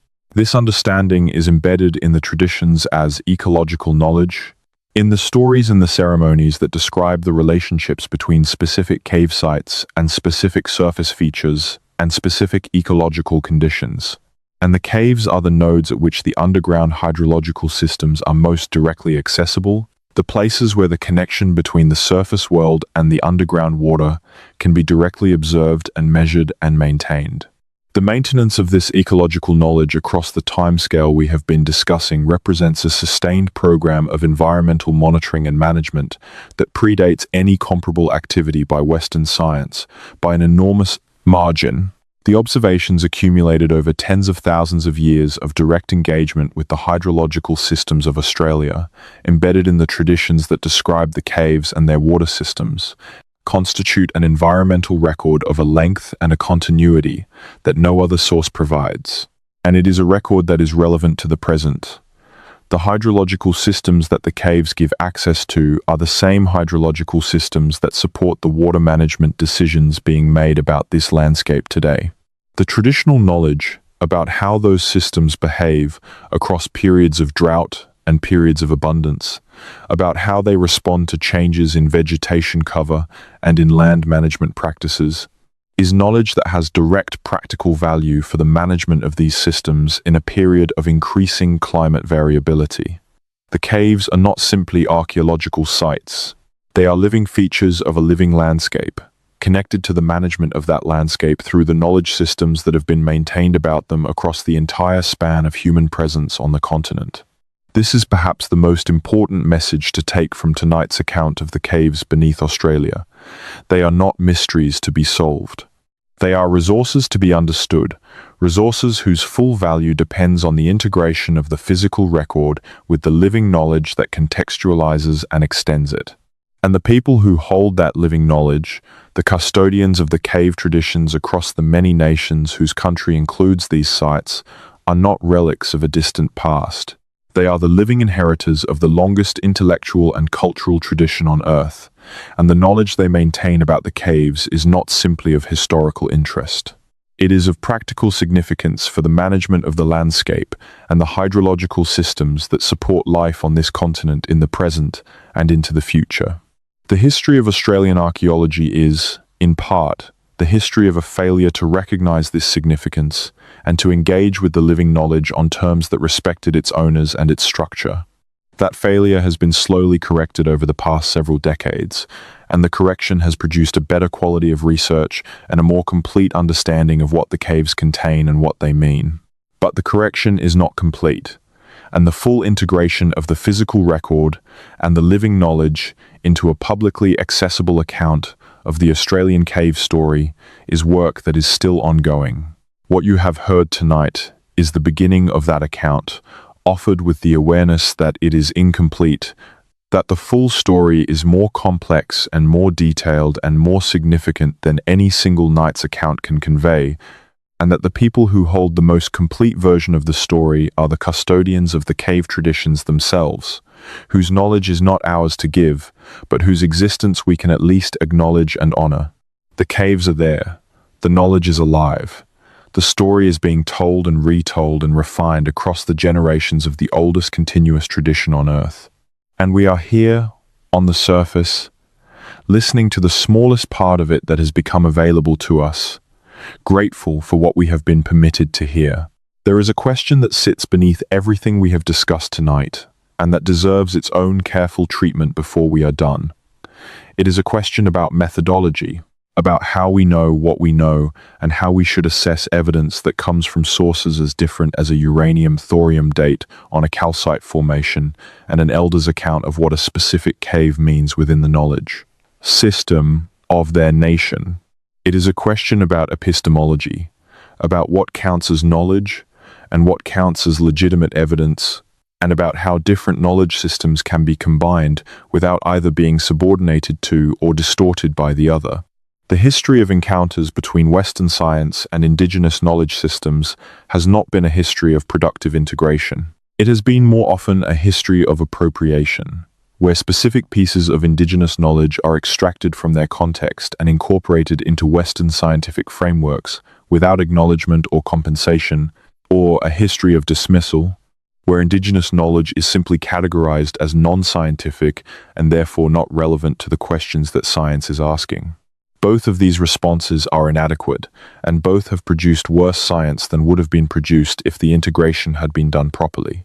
The better approach, the one that a growing number of Australian researchers are now attempting to practice, involves engaging with Indigenous knowledge on its own terms, understanding the structure and the protocols of the knowledge system before attempting to extract specific information from it, working within relationships of respect and reciprocity that acknowledge the custodial rights of knowledge holders, and being willing to accept that not all knowledge is for everyone, and that the appropriate response to restricted knowledge is to acknowledge its existence without demanding access to its content.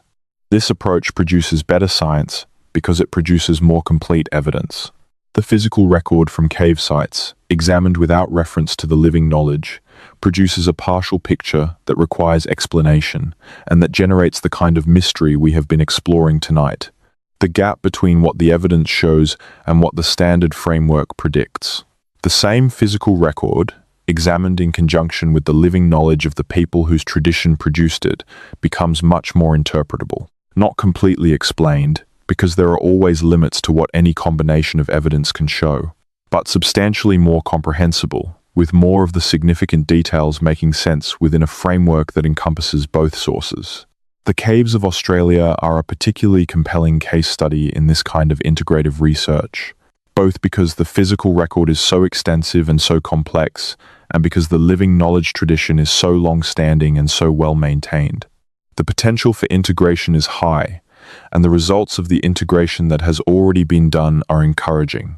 The challenge is to continue and deepen the integration in ways that remain respectful of the knowledge systems involved and that produce genuine new understanding rather than simply providing scientific legitimization for what the traditions already knew.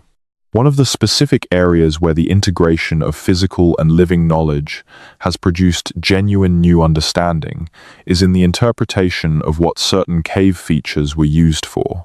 The acoustic analysis of cave chambers that we mentioned earlier is a good example. Researchers came to that analysis because they noticed the pattern in European cave sites of art concentrating in acoustically significant spaces. When they applied the same analysis to Australian cave sites with known mark concentrations, they found the same pattern. The marks are where the acoustics are most distinctive. And when the researchers subsequently discussed this finding with Aboriginal knowledge holders who had been willing to engage with them about the cave sites in question, what they heard was not surprise. What they heard was confirmation. Yes, those spaces are the ones that respond. Yes, that is part of why they are significant. The confirmation that comes from the living knowledge is not simply a tick in a box for the physical finding. It adds something that the physical finding alone does not contain, which is the why. The physical finding establishes that there is a pattern. The living knowledge explains the framework within which the pattern was meaningful, and the combination produces an understanding that is more than the sum of its parts. This kind of productive combination is what good integrative research between physical and living knowledge looks like. And it is more possible in the Australian cave context than in almost any other archaeological context on Earth, because the living tradition that contextualizes the physical record is maintained and accessible and willing to engage on appropriate terms. The challenge is not the unavailability of the knowledge. The challenge is developing the research relationships and the methodological frameworks that allow the engagement to happen productively. Let us also address the question of what the caves might contain that has not yet been found, because honest intellectual engagement with this topic requires acknowledging that the known record is a fraction of the full record, and that the fraction we do not know may contain significant things. The portions of the Australian cave systems that have not been explored are substantial. The Nullarbor alone, as we have discussed, contains hundreds of documented caves and an unknown number of undocumented ones, and the documented caves have been only partially explored. The Kimberley contains cave systems that have been identified from aerial surveys but that have not been entered. The cave systems of the Gulf country in northern Queensland are largely unmapped. The limestone karst regions of Tasmania contain cave systems whose full extent is not known. In these unexplored portions, there may be additional art sites, additional evidence of organized human use, additional physical testimony to the scope and the antiquity of the cave knowledge tradition. Or there may be nothing particularly significant, simply more cave and more darkness and more geological time. We do not know, because we have not been in those places.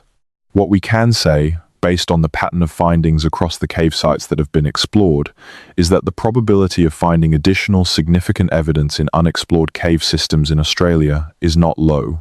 The significant findings have not been isolated anomalies. They have been consistent across the sites where serious investigation has occurred. The pattern of findings is systematic enough that the expectation of additional significant findings in additional sites is warranted, even without specific predictions about what those findings might be. The exploration program for Australian cave sites is not well resourced relative to the scale of the task. Cave exploration and cave archaeology are expensive, physically demanding, and logistically complex. The funding available for this work in Australia is not proportional to the significance of what has already been found or to the scale of what remains to be investigated. The resources devoted to the exploration of cave systems in the European countries where the major Paleolithic cave art sites are located are orders of magnitude larger than the resources devoted to the same work in Australia, despite the fact that the Australian evidence is arguably at least as significant and in some respects more significant. This resource imbalance is not the product of a considered judgment that the Australian cave evidence is less important than the European evidence. It is partly the product of the history of Australian archaeology and the relatively late recognition of the importance of the cave sites, and partly the product of the ongoing undervaluation in the funding structures of Australian research, of work that bridges the physical and living knowledge traditions in the way that serious cave archaeology in Australia requires. Correcting this imbalance is a practical and achievable goal. It requires funding, and it requires the development of research programs that are designed from the beginning to integrate the physical and living knowledge approaches, and it requires the development of new generations of researchers with the training and the relationships to do that kind of integration well. All of these are things that can be done. Some of them are being done in small ways and in the right direction. The question is whether the rate of progress is adequate to the scale of the opportunity. There is also the question of what happens to cave sites that are found before adequate research programs are in place to investigate them properly. The history of Australian cave site discovery includes cases where significant sites were disturbed or damaged before their importance was recognized, sometimes by accident and sometimes by deliberate excavation that did not follow appropriate protocols. The damage done to some sites by early excavations that were not conducted with the care that current standards require is irreversible. Evidence that once existed has been lost. Understanding that could have been developed from that evidence is no longer accessible. This makes the case for better resourcing and better protocols in the investigation of Australian cave sites, not simply academic. It is urgent. The cave sites that have not yet been found and documented are vulnerable to damage if they are encountered in the course of other activities, mining, development, pastoral work, before research programs are in place to assess and protect them. And the window of opportunity for conducting the full range of integrative research that the known sites warrant is finite, because knowledge transmission within communities is an ongoing process that faces ongoing disruption from the broader pressures of contemporary life. And some of the knowledge that would most productively be integrated with the physical record is held by elders whose knowledge will not be transmitted in full before they are gone. The urgency is real. The opportunity is real. And the case for taking it seriously is made most powerfully by the evidence itself, by the marks on the walls of Cunalda and the bone deposits of Naracoorte, and the finger-smoothed gallery sections of the Nullarbor caves, and the Wardandi Noongar knowledge of the Leeuwin naturaliste aquifer systems, all of which together tell a story that is more extraordinary than the resources currently devoted to understanding it would suggest. Let us end with what we know and what we do not know, stated as clearly and as honestly as possible, because the spirit of this account has been honest engagement with an incomplete picture rather than the pretense of completeness. What we know is that the caves of Australia have been sites of organized, purposeful human activity for a very long time, extending further back than the conservative published account of Australian prehistory would suggest, and consistent with a tradition of cave knowledge that reaches to the deepest periods of human occupation of the continent. What we know is that the marks on the walls of these caves are not random. They are organized in their spatial distribution and in their character, in ways that reflect a formal knowledge system associated with the caves and their use. What we know is that the living knowledge traditions maintained by Aboriginal Australians about the cave sites of the continent are the longest continuously maintained traditions of landscape knowledge anywhere on Earth, and that they contain accurate empirical information about the physical world that has been confirmed repeatedly when independent investigation has been possible. What we know is that the full integration of the physical record and the living knowledge into a public account of the Australian cave story has not yet been achieved, and that the gap between what the evidence shows and what the standard account presents is substantial. What we do not know is the precise timing of specific activities at specific sites, because the dating evidence, while consistent in its direction, does not yet have the resolution to establish precise timelines for every finding. What we do not know is the specific content of the restricted knowledge associated with specific cave sites, because that knowledge is not ours to know and has not been shared in the contexts where we might encounter it. What we do not know is what is in the unexplored portions of the Australian cave systems, because they have not been entered, and the evidence they contain is unavailable to us. And what we do not know, and may never fully know, is the full scope of what occurred in these caves across the entire span of human presence in Australia, because the span is too long and the record too fragmentary for any level of investigation to produce a complete picture. The caves have contained more than we have yet found, more than we are likely to find with any resources that could be devoted to finding it, more than the traditions have shared or can share, in forms accessible to outside inquiry. The mystery that remains after all the honest engagement with the evidence is not the manufactured mystery of tabloid archaeology, not the mystery of impossible structures or suppressed civilizations or alien intervention. It is the genuine mystery of deep time, of the scale of what has occurred in these underground spaces across an almost incomprehensibly long period, of the gap between what human inquiry can reconstruct and what actually happened. That genuine mystery is not a deficiency of the evidence or the research. It is a property of time itself, of the depth of the past that these caves preserve. And in the face of that genuine mystery, the appropriate response is not to fill the gap with speculation, but to acknowledge the gap with honesty, to state clearly what we know and what we do not know, and why the distinction matters, and to continue the work of understanding with the seriousness and the respect that the oldest living tradition on Earth deserves. The caves are there, the old marks are there still, the knowledge endures. And you, lying in the dark wherever you are right now, have been part of the telling of a small piece of it. There is a cave in the Flinders Ranges in South Australia that only a handful of researchers have entered in the past half-century, and fewer still have written about in any publicly accessible form.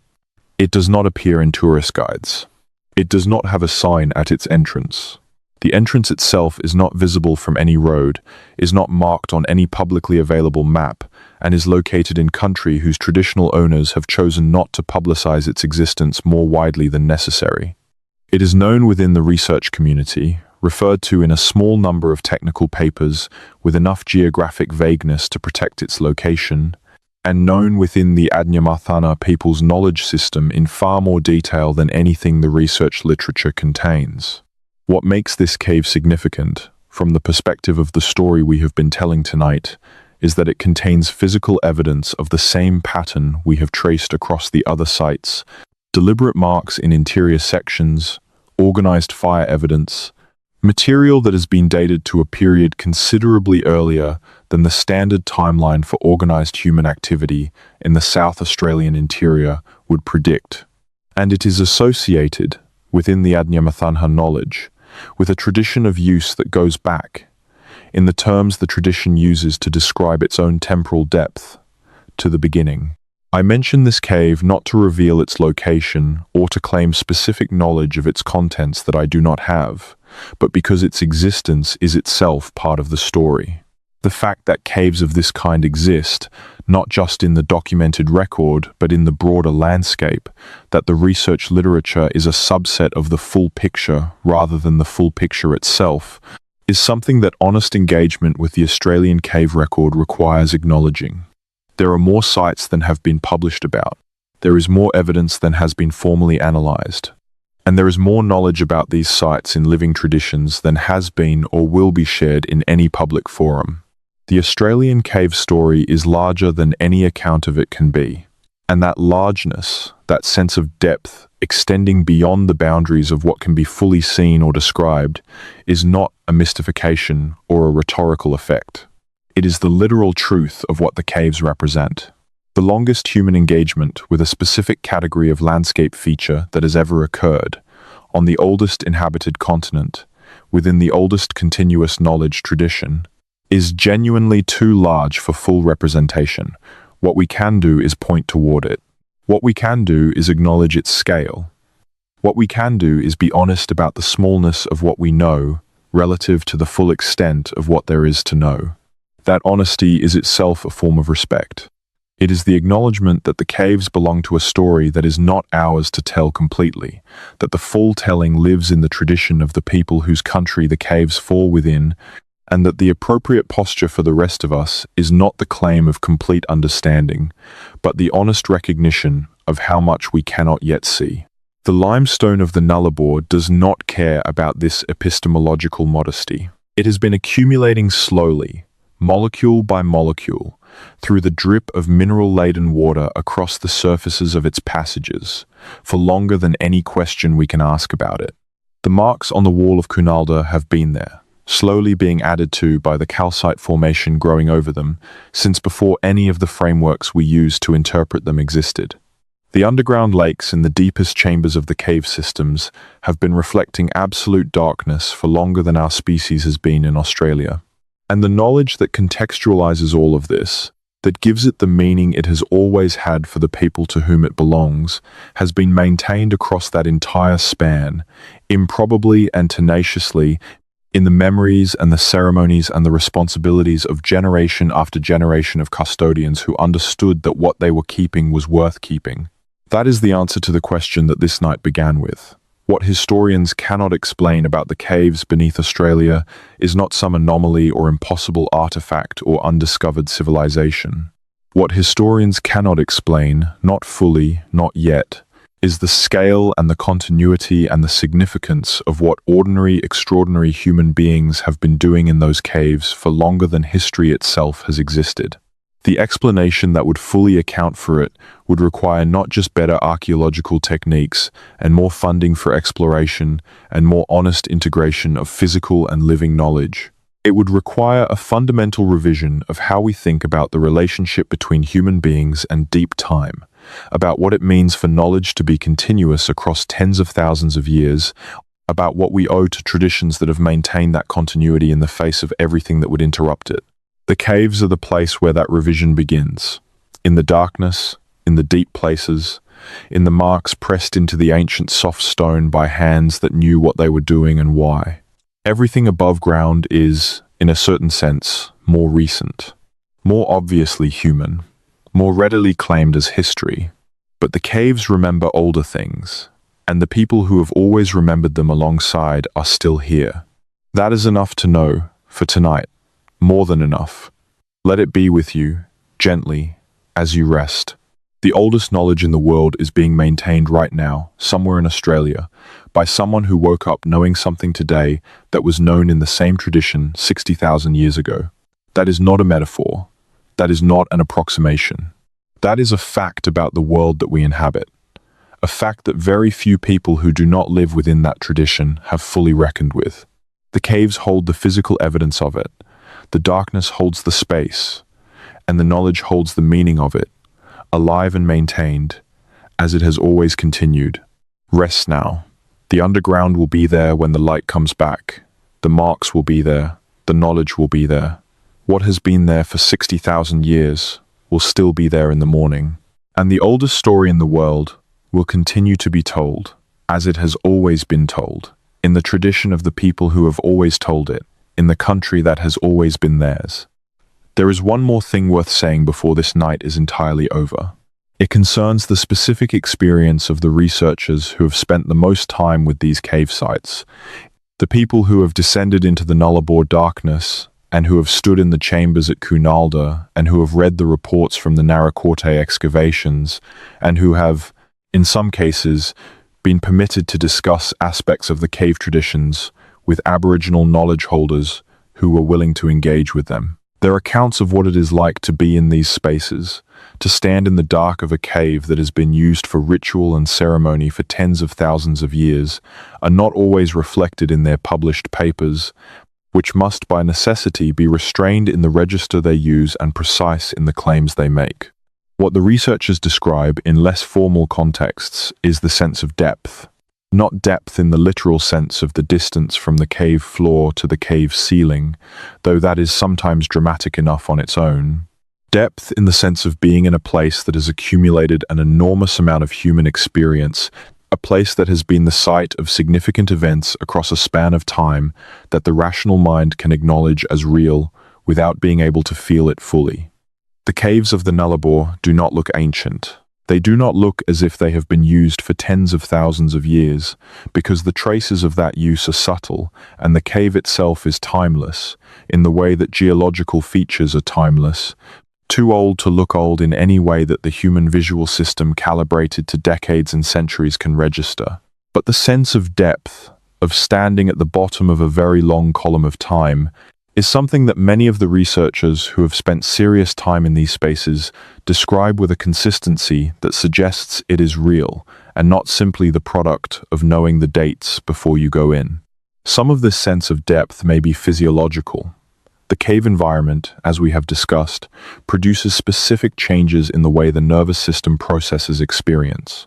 The combination of total or near-total darkness, constant temperature, absence of surface sounds, complex and unfamiliar acoustic environment, and physical demands of navigation all contribute to a state of heightened attention and heightened sensitivity to information that is unusual in ordinary surface life.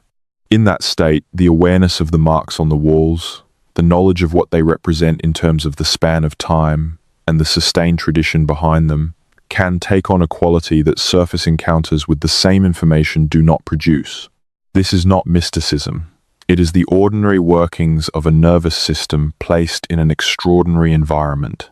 But it helps explain why the cave was an effective transmission environment for knowledge that needed to be deeply absorbed rather than simply memorized, why the specific character of the cave space was integrated into the knowledge transmission system, rather than being merely incidental to it. The cave works on the people in it in specific ways, and the people who developed the cave knowledge tradition understood those ways and designed the tradition to work with them. When you lie in the dark tonight, wherever you are, and you let the images from this account settle into whatever space they settle into, between waking and sleep, you are in a small way in a similar state. The darkness, the stillness, the particular quality of attention that comes with the space between consciousness and rest, these are not entirely different from the qualities of the cave environment, attenuated, domesticated, separated by enormous distance from the specific places we have been talking about. But the nervous system that responds to those conditions is the same nervous system. The capacity for deep absorption of meaningful information in states of reduced sensory input is the same capacity that made the cave knowledge system work for tens of thousands of years. The caves are still there, the knowledge is still alive, and somewhere in the darkness beneath the oldest continent on Earth, the marks on the walls are waiting for the next generation of understanding.